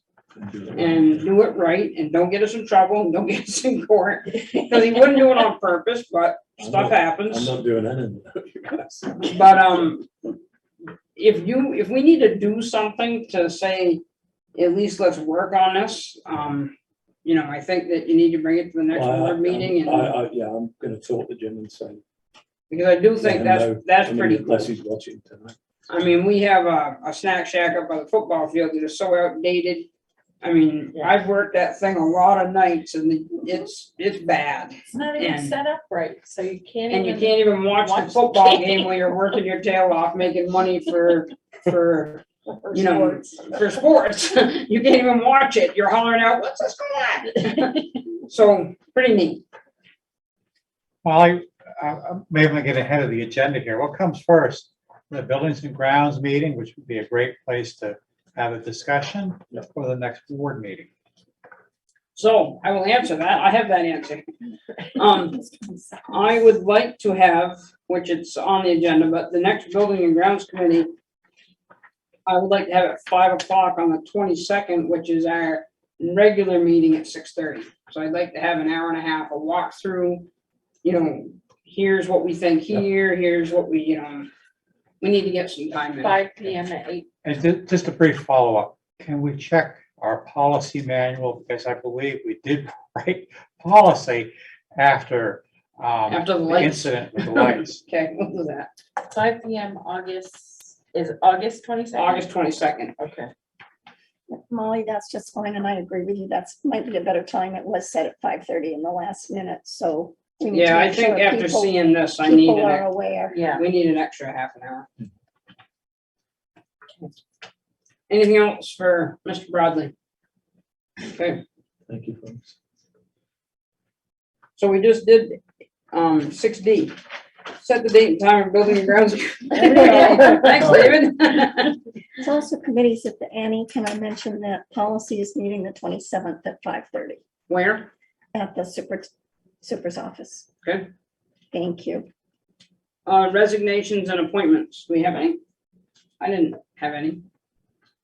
I guess the only question I would have, I know that we're trying to fill a position. If John's able to get someone for the next board meeting, which is at the end of the month. I have someone, but I'm gonna talk to you first. I know, that's why I have. I mean, I guess there's two ways about it, is a special meeting to be called, or I know that in other districts, boards have given hiring approval to the superintendent when they're not, usually in the summertime. That hasn't happened at any of the other. So what is the position? Math position. And then, is there not a grounds position also? So that's different. So They don't have to. certified only positions have to come and get Okay, board approval. oh, okay, okay, So that, okay. yeah, they're our second shift custodian and our buildings and grounds, our groundskeeper are in the works and should be with us next. So the next math week. is the only one Math that is we the only one need. that, yeah, we right did now. an interview last week, yeah. And where are we in that process? And I've got to talk to And- Andy about licensure. So, Okay, so you have somebody almost ready to bring Yeah, to the yes. board. And a short 15-minute special meeting would cover that. yes. David? Maybe that's your answer. I was going to tell the board that one of the things that happens at the RVTC, particularly in the summertime, is the board delegates the authority to the chair in consultation with the superintendent director to approve those hires on behalf of the board. And of course, I don't know, that stands for statute, it hasn't been challenged in Springfield, but that certainly would be one possibility if you need a hire on short notice, presuming that the chair is available to discharge those responsibilities, then I imagine this board could make a motion to delegate that authority. Also, have we hired an athletic trainer? Last time you had made mention of somebody that, so they've been hired? Yes, Okay. yeah, Rebecca, I forget all last name. Rebecca Benston. Priscilla? I feel strongly that the board should be the one to make that final approval. That's one of our responsibilities. And if you delegate it to one person, you may miss some discussion that might need to happen. I've been on a board where I know as the chair might have gone ahead with a position that somebody else might be able to bring up something that might get us up, keep us out of trouble. So I really feel that that's a board function and it should come to the board. And certainly 15 minutes for a special meeting is not that much. Okay, 8 o'clock, August 7th. Here. I'm just kidding. I was writing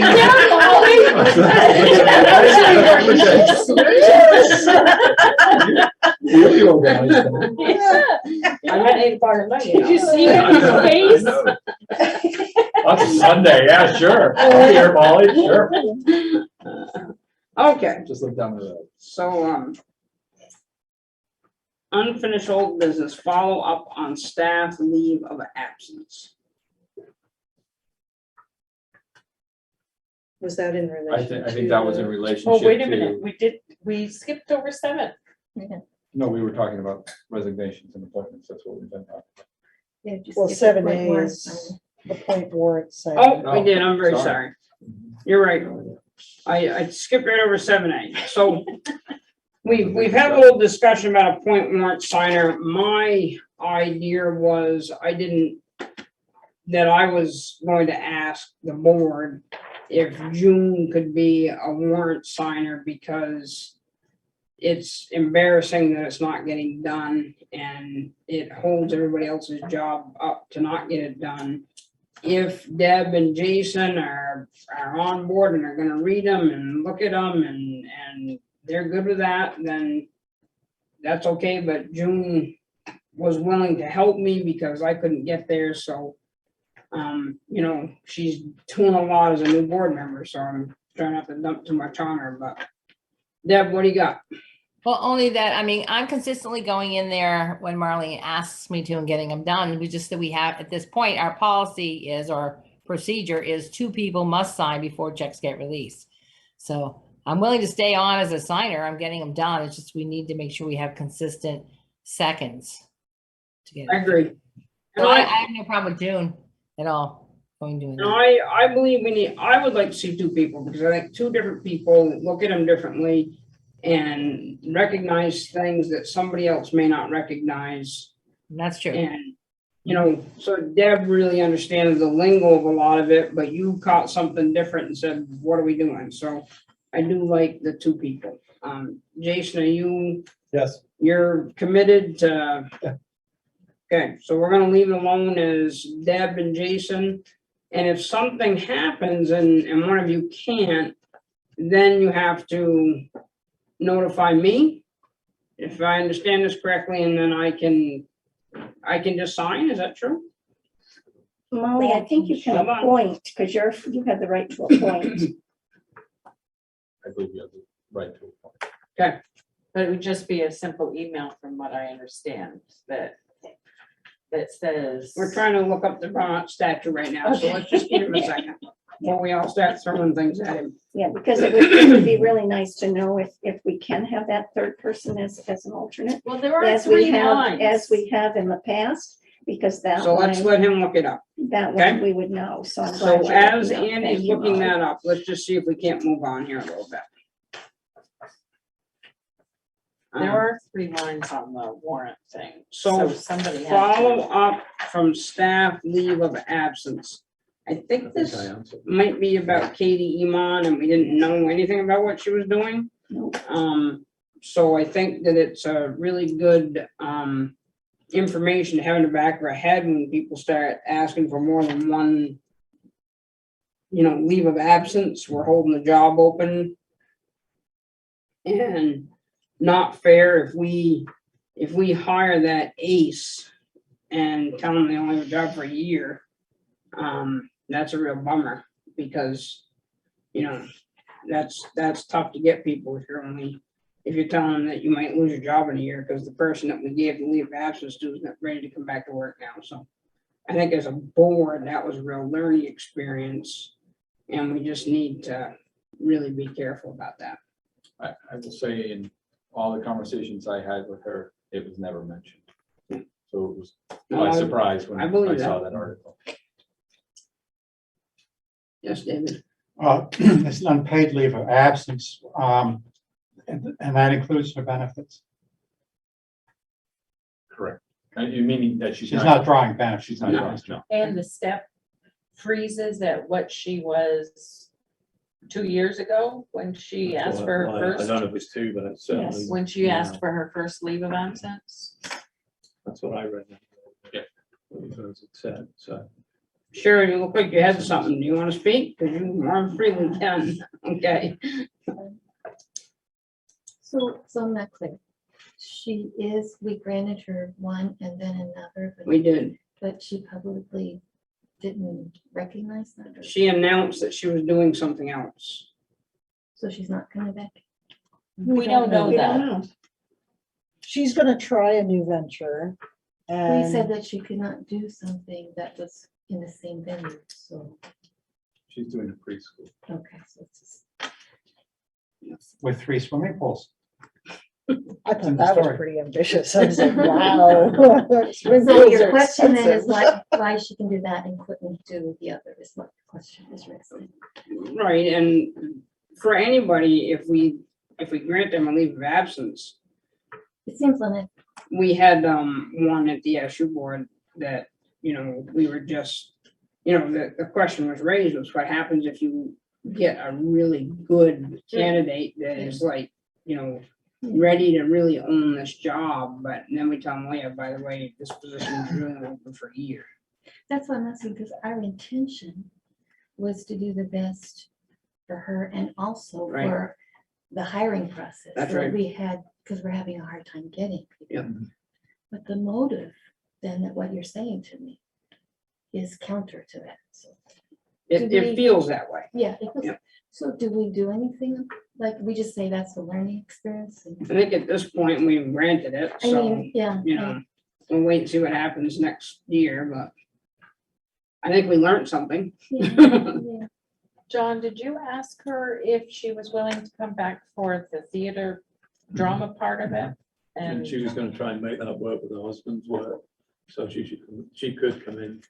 And our new choral teacher, Jennifer, is also, from what I believe, I haven't spoken to her directly, I've spoken to her when we interviewed her, and part of her background is theater and what she was teaching. So I think that Katie did step back, but we still have adequate, and then Sarah Kovac has done a bit last year as well, so I think we're in a good place, and I've asked, originally, when I talked to Katie months ago, I had said I'd like us to, certainly for the musical, get back into something that is big, that involves the community, because I think we need that, so.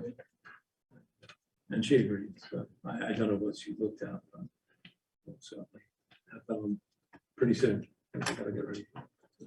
So Andy's still thumping on his Yeah. keyboard here and hasn't found it yet, but The reason we'll work on it and we'll send out an email to everybody. Yeah. Okay? We wanna know what the statute says. I feel like Jack Breyer right now. We're pushing 8:30, so let's try to get through this. New business. So Andy, this was all you, but I think that a lot of us had some real questions that I got put on because, you know, it's my high school. So what are you talking about? So let me, just because where I think a lot of discussion will come, can I do B before A? Is that okay? Sure. Just, it was End more, of year awards, non-academic. so it was more informational. I had a couple of just community folks approach me and say, you know, they noticed that at the award ceremony, this is my first award ceremony, so I was just taking it in, that there was only one non-academic award awarded to a graduating senior. I think it was for entrepreneurial, starting your own business or something like that. And they said, you know, in today's day and age, when a lot of kids aren't going to college, you know, is there any way to increase or to acknowledge those kids? So I said, it's definitely something we can start a conversation around. And so that's more what that is. I didn't want to lose that thought. And so I know, you know, the community is extremely generous with our graduates, and many of those awards are set up as memorials or they come from alumni and stuff of that nature. So it's not anything one of us can do, but it's just something to encourage to see if there's ways to improve it. I mean, I have some thoughts like, you know, I mean, my kids are athletic, you know, and their big deal is signing day. And I've seen, you know, in my travels, there are some schools that celebrate, you know, when a kid isn't necessarily going, like signing the D1, you know, thing commitment, but they're making a commitment to work for Coda in Coda, right? And because they're going right out of work, or they're gonna be going to work at, whatever, Basin Brothers or whatever, and they actually have a signing day, like where we're celebrating those kids who are actually going into different trades and different the workforce. I've seen it with military. I've also seen it with kids who are, they even gone on a lineman school or something of that nature, right? So we celebrate all of those things as opposed to just celebrating our academic awards, because we got a lot of really talented kids who maybe college isn't the best avenue, but there's some post-secondary we should be acknowledging those. So that was more, I didn't want to lose it, and I tend to, those conversations I can lose real quick, so. John's written it down, so we haven't lost it. We got it for next year anyways. I like that. That's a good idea, it's, there's a lot of kids, and that's what I've always talked about on this board is we put so much effort into those kids that are going to college, but, what about those kids that aren't going to go to college, but are going to have a really good life because they found a good job and they're learning a trade and, all those really important things that we kind of forget about because we live on the TV and the phones, so. It'd be a great way to also promote and celebrate our businesses within our own community that are, supporting our kids, so. So the ECLC, which is the Early Child Learning Center. And so this is a concept that came out of ESSER and an ESSER committee of talking about what would be the biggest impact, how could we really impact education within WNESU for the future. And we talked about it at this board at one time, and we were going down the road, and we've been moving. We have concept approval, which again just means that the AOE has said, yes, this is an appropriate use of ESSER funds. And then they say, basically go out and find out what the real dollar amounts are, and start getting your permits and contact an engineer and stuff like that. So we sent out and done an RFP. We've gotten the RFP back, 3 bids. But what's kind of coming up and what we were talking about at the ESSER program was if we were to be able to build an early childhood learning center coupled with a superintendent's office or a central office, where could this be built? At one time, 66 Atkins Street was discussed as a possibility. As far as the size for an early childhood learning center, it wasn't appropriate. And so the committee really started talking about, could the high school grounds be a possibility? I know that Mr. Pratt at one time had talked about, at least with me, about looking at potential of some building here on the grounds. And so we really wanted to come to this board to have that discussion and to see if we could get at least approval that if we were able to move forward, that we could locate it here on the grounds. One, it would mean that we wouldn't have to go out and purchase land, but also with sewer hookup and electricity hookup and everything, it's all right here. Having it at the high school would provide an opportunity for students to be able to access and do some internships or do some educational programming with it. Coupling a superintendent's office with it would potentially save us $50,000 a year just on lease. That's what we're paying at our current facility.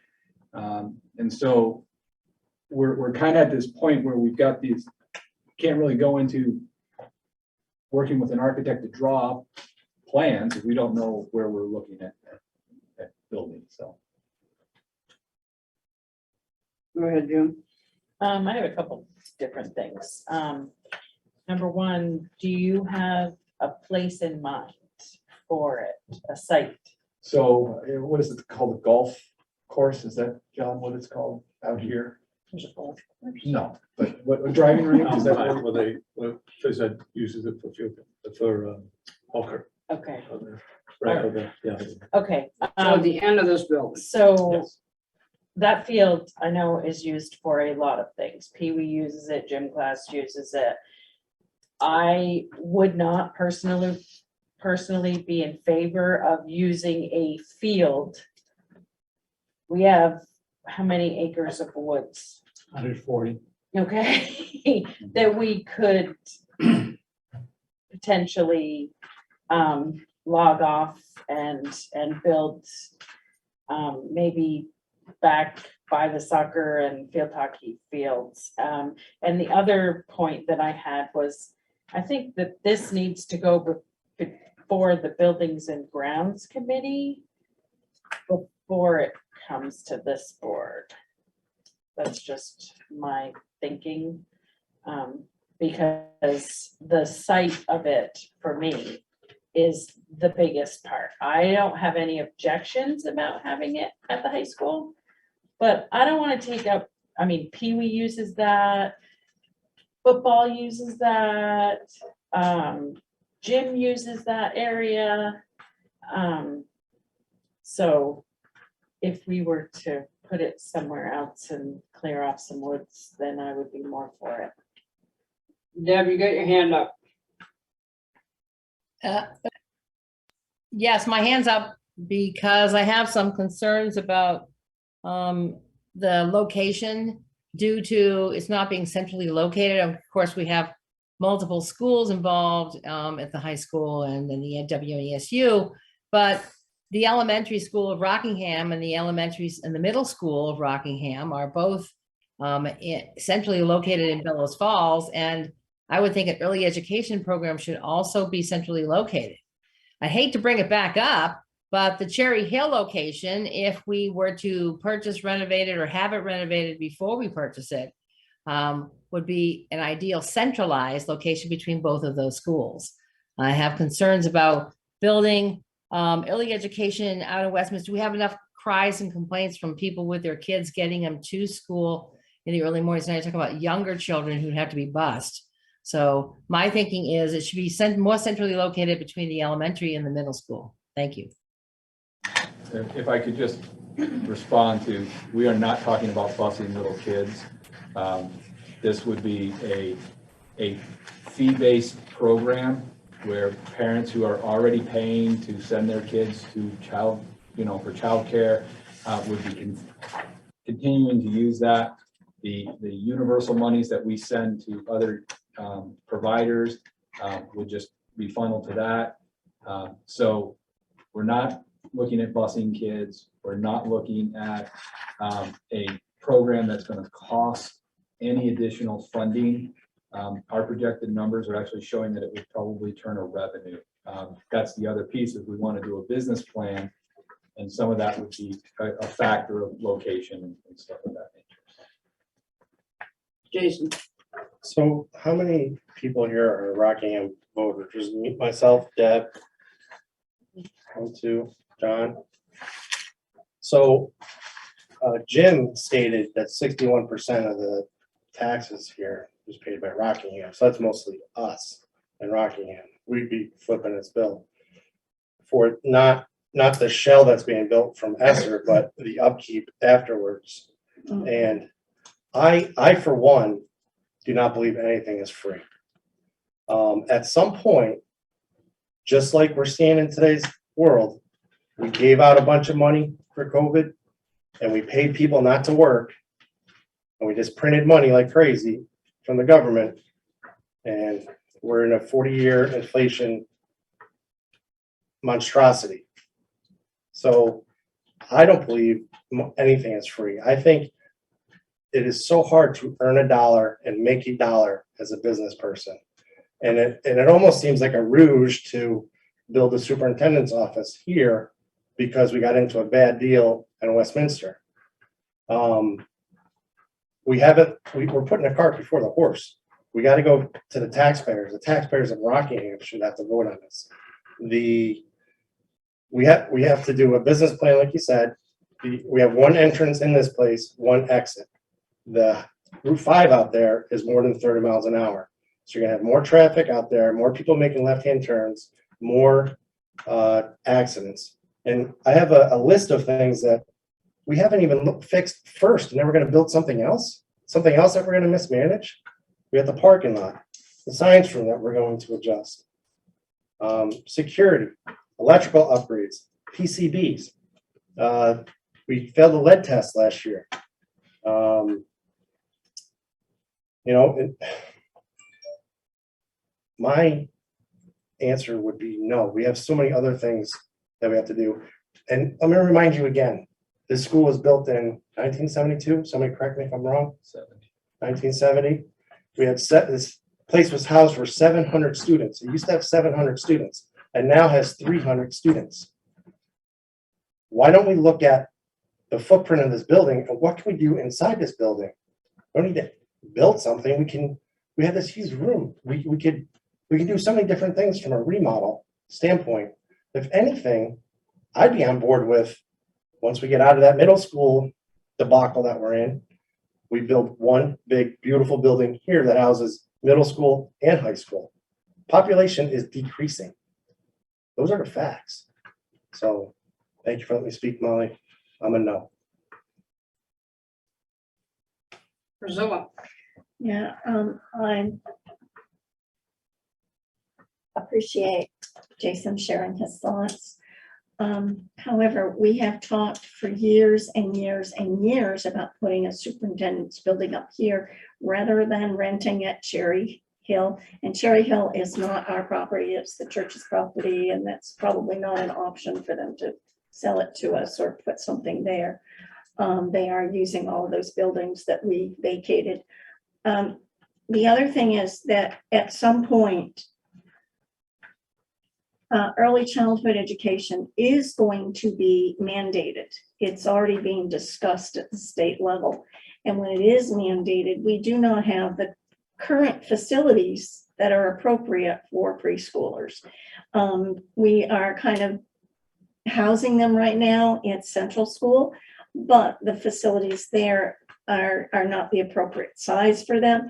It also means that at Central School, we're having to farm out a lot of our storage stuff because there's not as much storage. We had to give up some of the storage at Central School to use that. We did look at a central place in Bellas Falls. We looked at 66 Atkinson Street, which is pretty small, very small for our footprint as far as, because it has to be back from the street and as far as play space and all of that stuff. Whereas this is a WNESU district-wide facility where we draw from kids from Westminster, kids from Grafton, Athens, from Rockingham, and all of them as a unified district. So it totally is the appropriate place to be able to be putting a preschool type facility. It also provides educational, like Andy said, for our students to look at educating them. When they were going to split up the career centers back 5-6 years ago, our high school was given education and the agricultural programs. Those lasted, we kind of did something for about a year or 2 years. It would be good if we could go into that because that splits up the career center approach and doesn't send them all to Springfield and all to Brattleboro. It gives each school a type of program. There was hospitality at one, there was, firefighters, there were all kinds of different programs, but that allows us to also have some here, and that would build our education. We do have quite a lot of students coming in and starting, and as we build and provide these kinds of facilities for people, they will be more interested in our community. They will want to come here. We will have the child care that the reason we gave Katie Emond a year's leave was she was saying she didn't have any child care for her child. And so this would provide the opportunity for our staff and for people in the community. Thanks for listening. June. So this wouldn't only be a preschool. You would do a birth to whatever, and then they would graduate into Birth through 5 or. And, Yeah. yeah, okay. And a lot of it would be paid, I Right, mean, some kids will qualify for something probably, but it's a safe place with an educational background to bring, newborns to That would help us retain our staff. That's right. Cheryl? It's okay, I actually would like to weigh in on this Absolutely. for a minute. You know, I have, along with Priscilla and others, served on the ESSER committee for the last more than a year. And this proposal has certainly been considered, and I'm on the committee to look at the Early Childhood Learning Center. And so with that, and with the request for proposals that was just sent out and sent to a variety of different architectural and design firms, I had a chance as a member of that committee to look at the 3 proposals that were submitted today. And a part of what I'm reading in them is something that makes sense to me, and that's to do even more of the feasibility analysis. And if we could look to see if the high school land might be one. I happen to agree with you, Jim. I don't want to take up a field, but if there's all this land here, there's a great potential opportunity. But we've also had people come to us and talk about maybe other land in Bellows Falls for some of the reasons that Deb was just mentioning. I think we're still in a place to gather more information and to try to figure out what the pros and cons of various locations might be. So I think I would ask the high school board to consider the possibility of this being one of the sites, but let's have the committee people dive in and get even more information about possible locations. Deb's got her hand and I'll get you, David. I'll yield to Deb? Deb.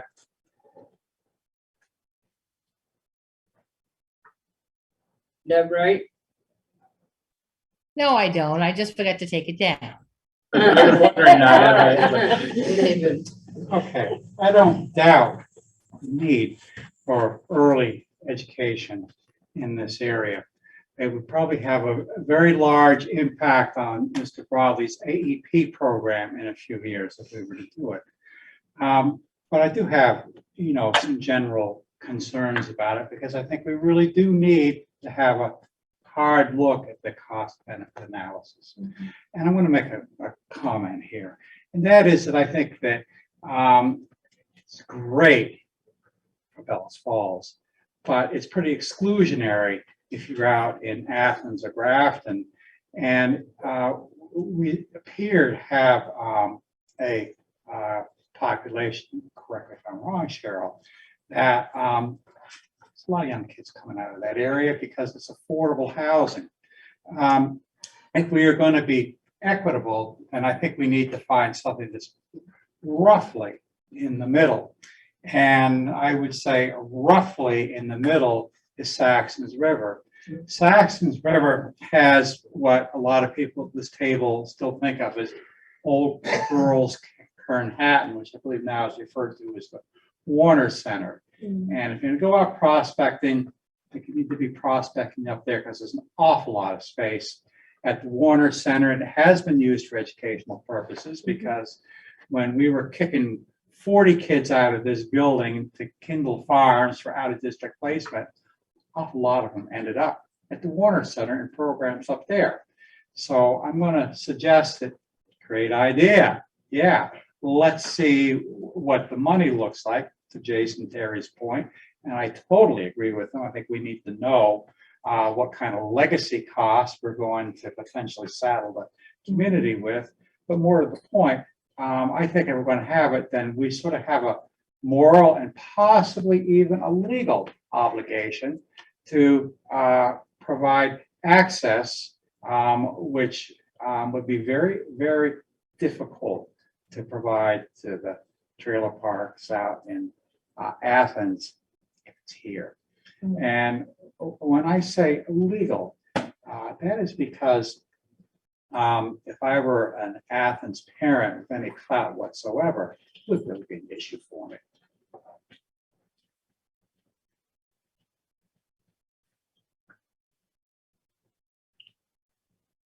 Anything else, Andy? No, just want to make sure we brought it up and started the discussion. As Cheryl said, there are some, I hadn't heard about the Warren Center, so. I think so I know the gentleman that owns that. I think he has it full right now, but I It's mean, mostly pretty, apartments now. yeah, and he's even, I think, working on getting the gym rented, so I think it's pretty full.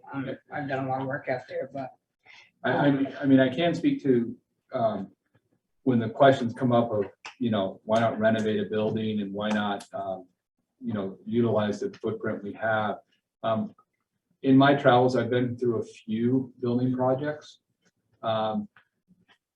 In one town, we were looking at building a brand new high school. I want to say it was about $14 million for a brand new high school. Cheap. This was a few years ago. Not in today's. And the first school's about the same size as Bellows Falls, a couple more students. The voters voted it down by 34 votes. So a few years later, they were able to get past a renovation project because the old high school needed to be renovated. So they got 6 classrooms, a football field, and a track for $18 million. Because all the work had to go into renovating and reinforcing all the old walls when they did it. I was in Nashua when they built the 2 high schools in Nashua. They built the brand new high school. I'm going to throw out a number. I have no idea. It was 20 years ago. But let's say they built the new high school, the North High School, for $20 million. They renovated the old high school, kept the same outside walls and everything. It was double the price. So from my perspective, and also I was in Keene when Keene looked to build their new middle school. They were going to renovate the old high school, which was the new middle school, or the older middle school. So it was originally the high school, then became the middle school. And so they were either going to renovate that building or build a new building. They ended up building a new building for a lot cheaper than it was to renovate the old building, because you get into asbestos and blah, blah, blah, blah, blahs and all that stuff. So when you go into a construction project, it tends to be cheaper to build new as opposed to renovating. So that's the reason why I think I steered this committee to look at a new building project as opposed to a renovation project, because the cost just would be more feasible to get what out of it. So so I will second that. Yeah. So I was just and I'm as passionate about thinking that this is, everybody said their chance to. I think this is a great idea. I really do. I'm way beyond ever worrying about having to raise a little kid, but wasn't so long ago, but I remember how hard it was to find a good place, a place where you felt comfortable leaving your child. I was working 50 hours a week. I needed to know that she was in a safe space. I wasn't afraid to pay the money to have her in a safe space, but it was really important. And there were a few times where either my husband or I took a couple days off from our job, even though we didn't want to, because we felt uncomfortable leaving our child in that space. So we had to dig and dig and dig to find something else. And yeah, that was 20 years ago, but I can't imagine that it's any better now. And I am a supporter of getting it combined with an SU office, because ever since I've gotten involved in the school system, that is the biggest hiccup we talk about, is where our SU office is. It's never had a home.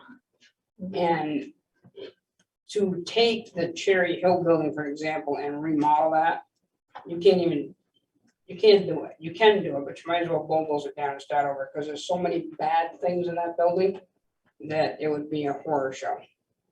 So I don't agree with taking an athletic field, but I think that there's plenty of land here. I showed up here at 5:40 tonight, and I look like probably this old person just driving around Bellows Falls High School, and probably somebody's going to report me pretty soon because I was creeping. But I drove very slowly all around the grounds and tried to think, where could we do this where it made sense?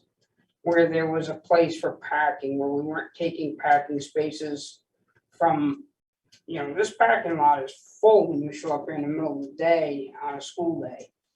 And, I went up by the football field, and, I just kind of tried to have an open mind of what could we do that would make sense for most people. And, you know, I don't have that answer. I just, you know, I just wanted to look for myself. There's a lot of land here. There's, you know, I've walked the trails. There's some places where we could probably do something. You know, I'm not gonna stamp my feet if it doesn't happen, but I'll tell you that I'm a supporter of at least doing our homework and really looking into what it means to do this. Because we are paying a crap load of money into a building that isn't ours. And I realize we can't own as an SU, but we can own as a school district. Correct. And so it makes sense to me, and it makes a lot of sense to, if we're not looking at our future, our kids, and we complain all the time, the whole world just gets so negative about our area and what our area how our area attracts our kids coming home from college.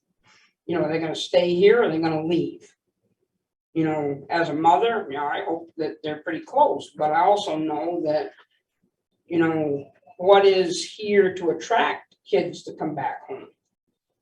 And, you know, all those things are wicked important to me.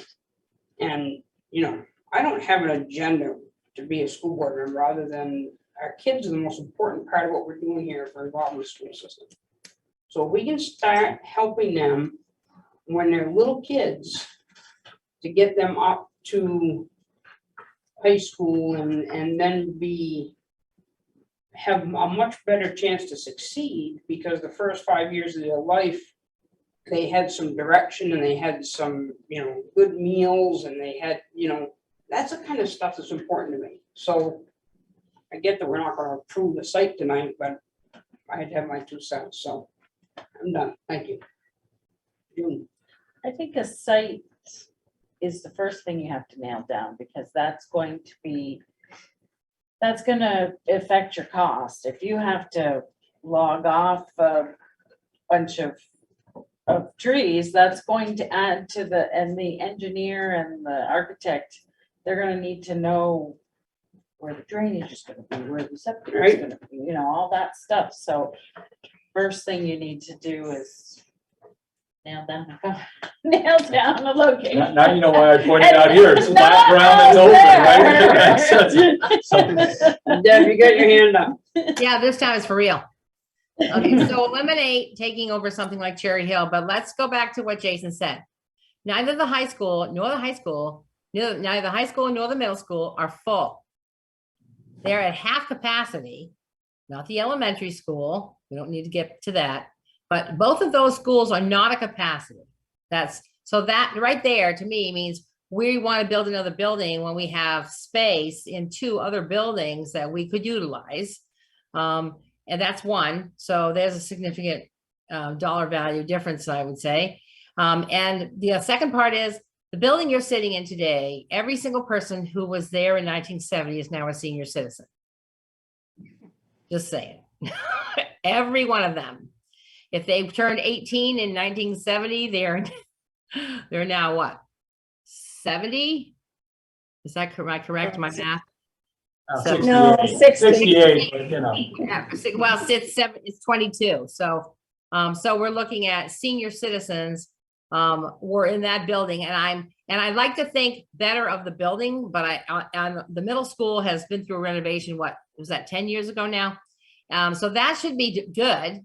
Their system should be in working order. However, I have to say the high school, I hate to think that it was built as poorly as the public safety building, which is built around the same time in Bellows Falls, because that was a POS and the building has a lot of needs. But we have a half capacity building that no one wants to consider filling, and a half capacity, two of the same.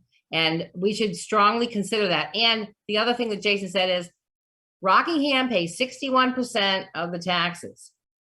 That should be consideration in waiting on who decides what gets built. And that's the last thing I have to say about it.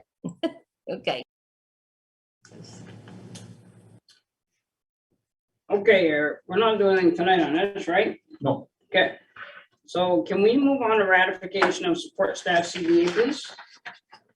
I need to, my wife's a parent at a different school, so I need to excuse myself. I mean, for both. We Yeah. we Yeah, I'm need to not do in that in comments. exec session anyway, right? Why? We have to. Well, it should be done in exec session.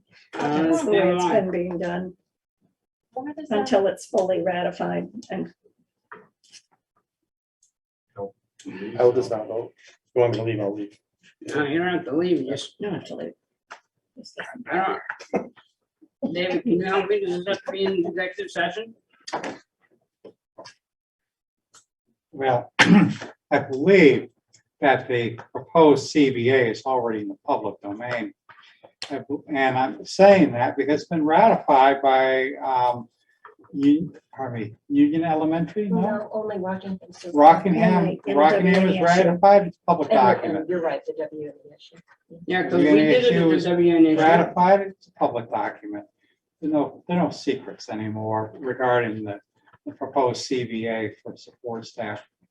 And these aren't individual contracts. They're I mean, they're not gonna state that So- Lisa's at step 14 on a master's or whatever.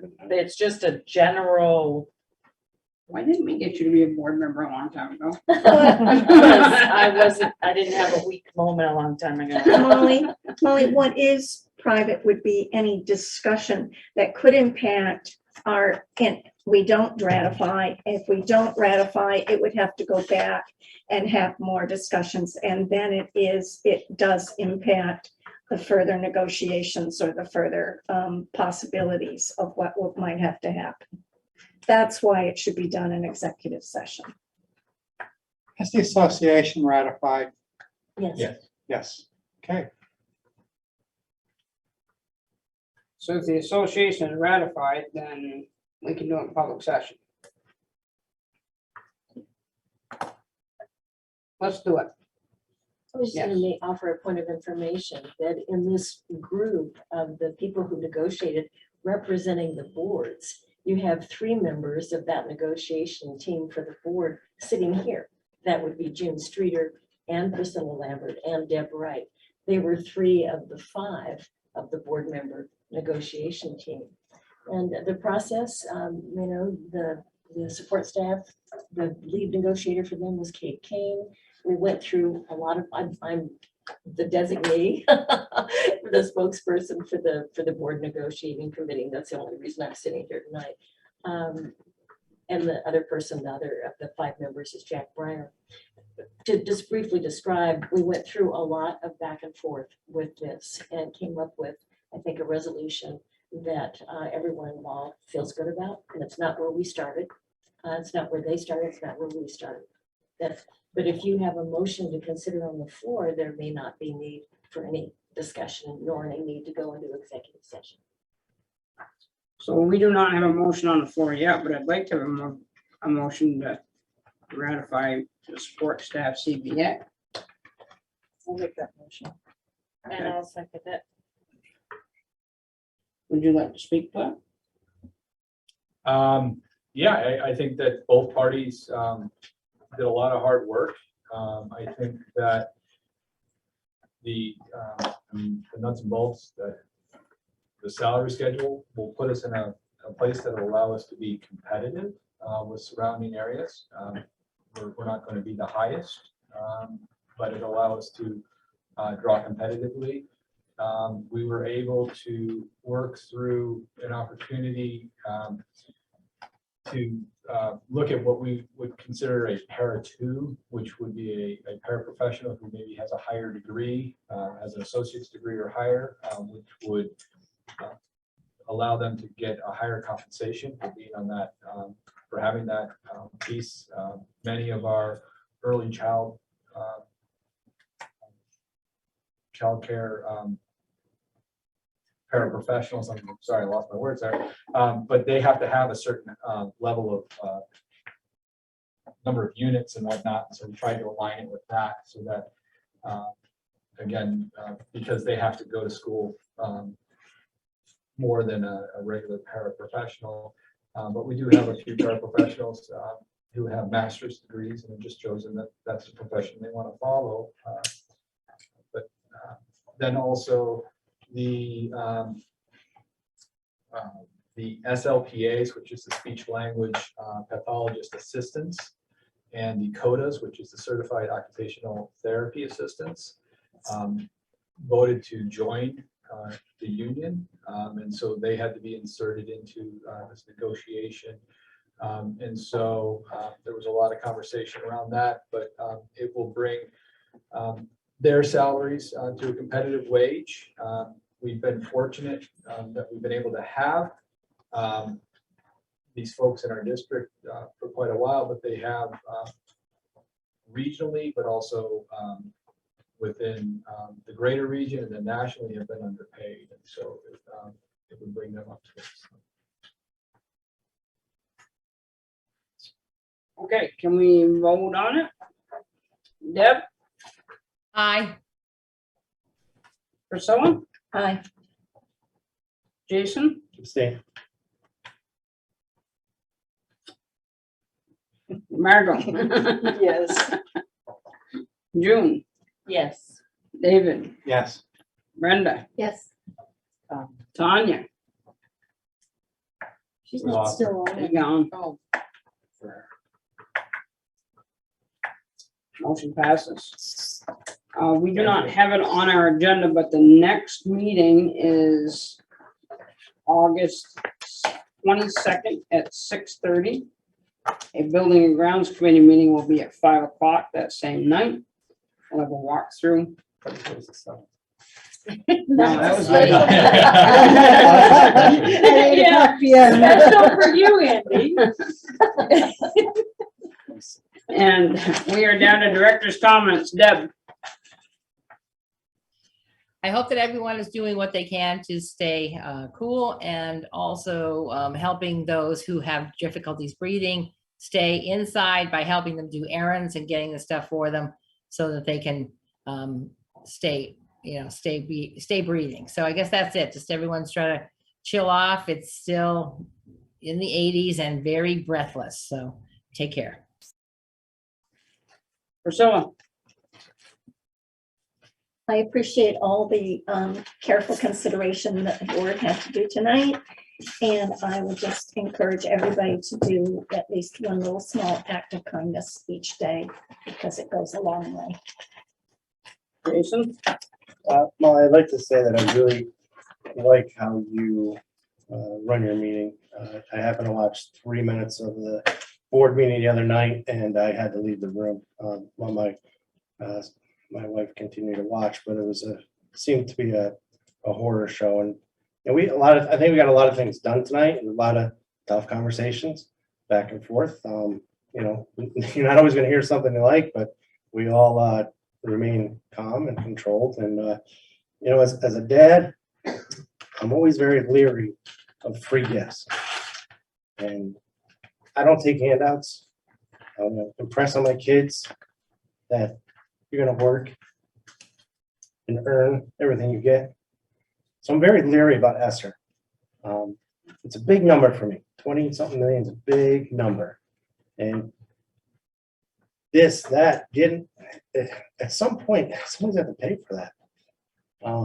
That's just, it makes me a little nervous. I don't want to put the cart before the horse. I'd like to, I don't mind doing things. I think that's progress. And you have to look 60 years down the road where we're going to be 60 years from now.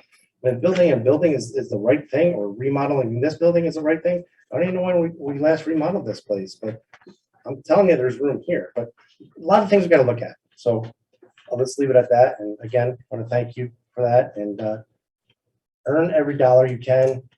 And if any kids are out there listening, work hard. Life's not easy. Thanks. Thank you. Margot.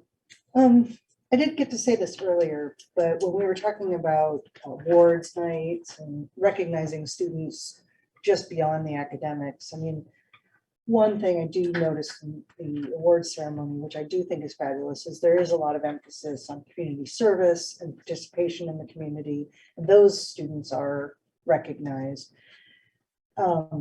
We don't tend to do the trades here at this school and recognizing that. But the students that do have the opportunity to go to the tech centers, there is wonderful award ceremonies at the tech centers related to the trades. But I don't think that that's often reflected back to the home schools. You know, I think that there's been a lot of very strong successes of Bellows Falls students, probably out of both tech centers. I'm mostly familiar with where my kids have gone. But, you know, there's a lot of really amazing work that students from here have done.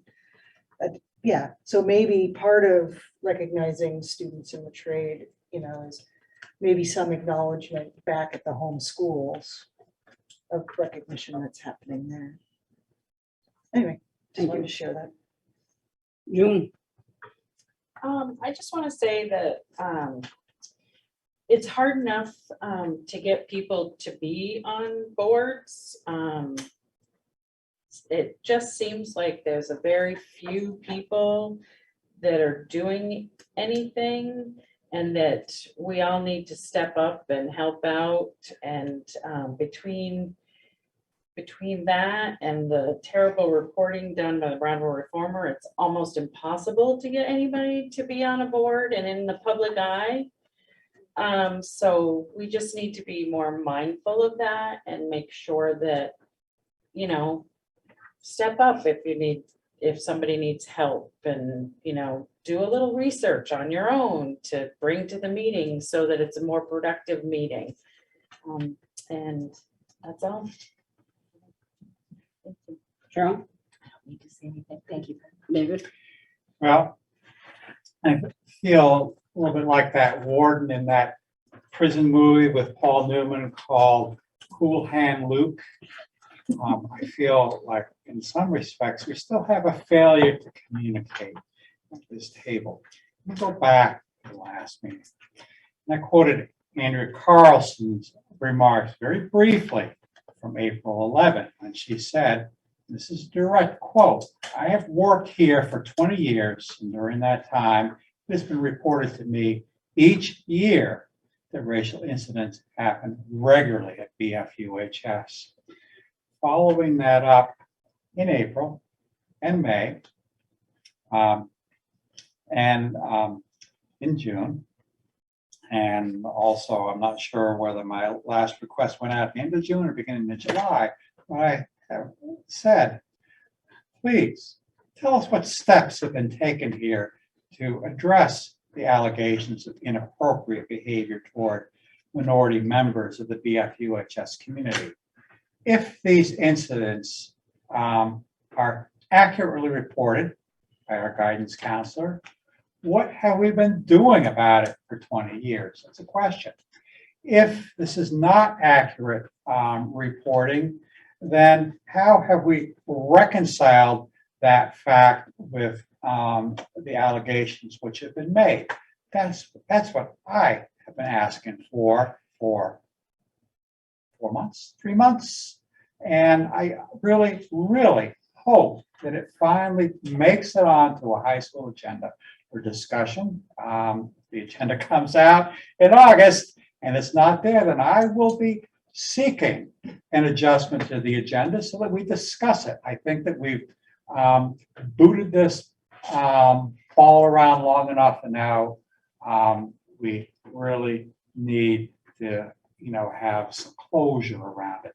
That's my remarks. Thank you. Thank you. Brenda?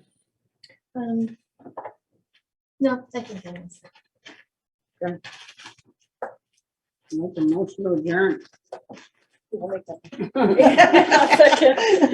We are adjourned at 9:06.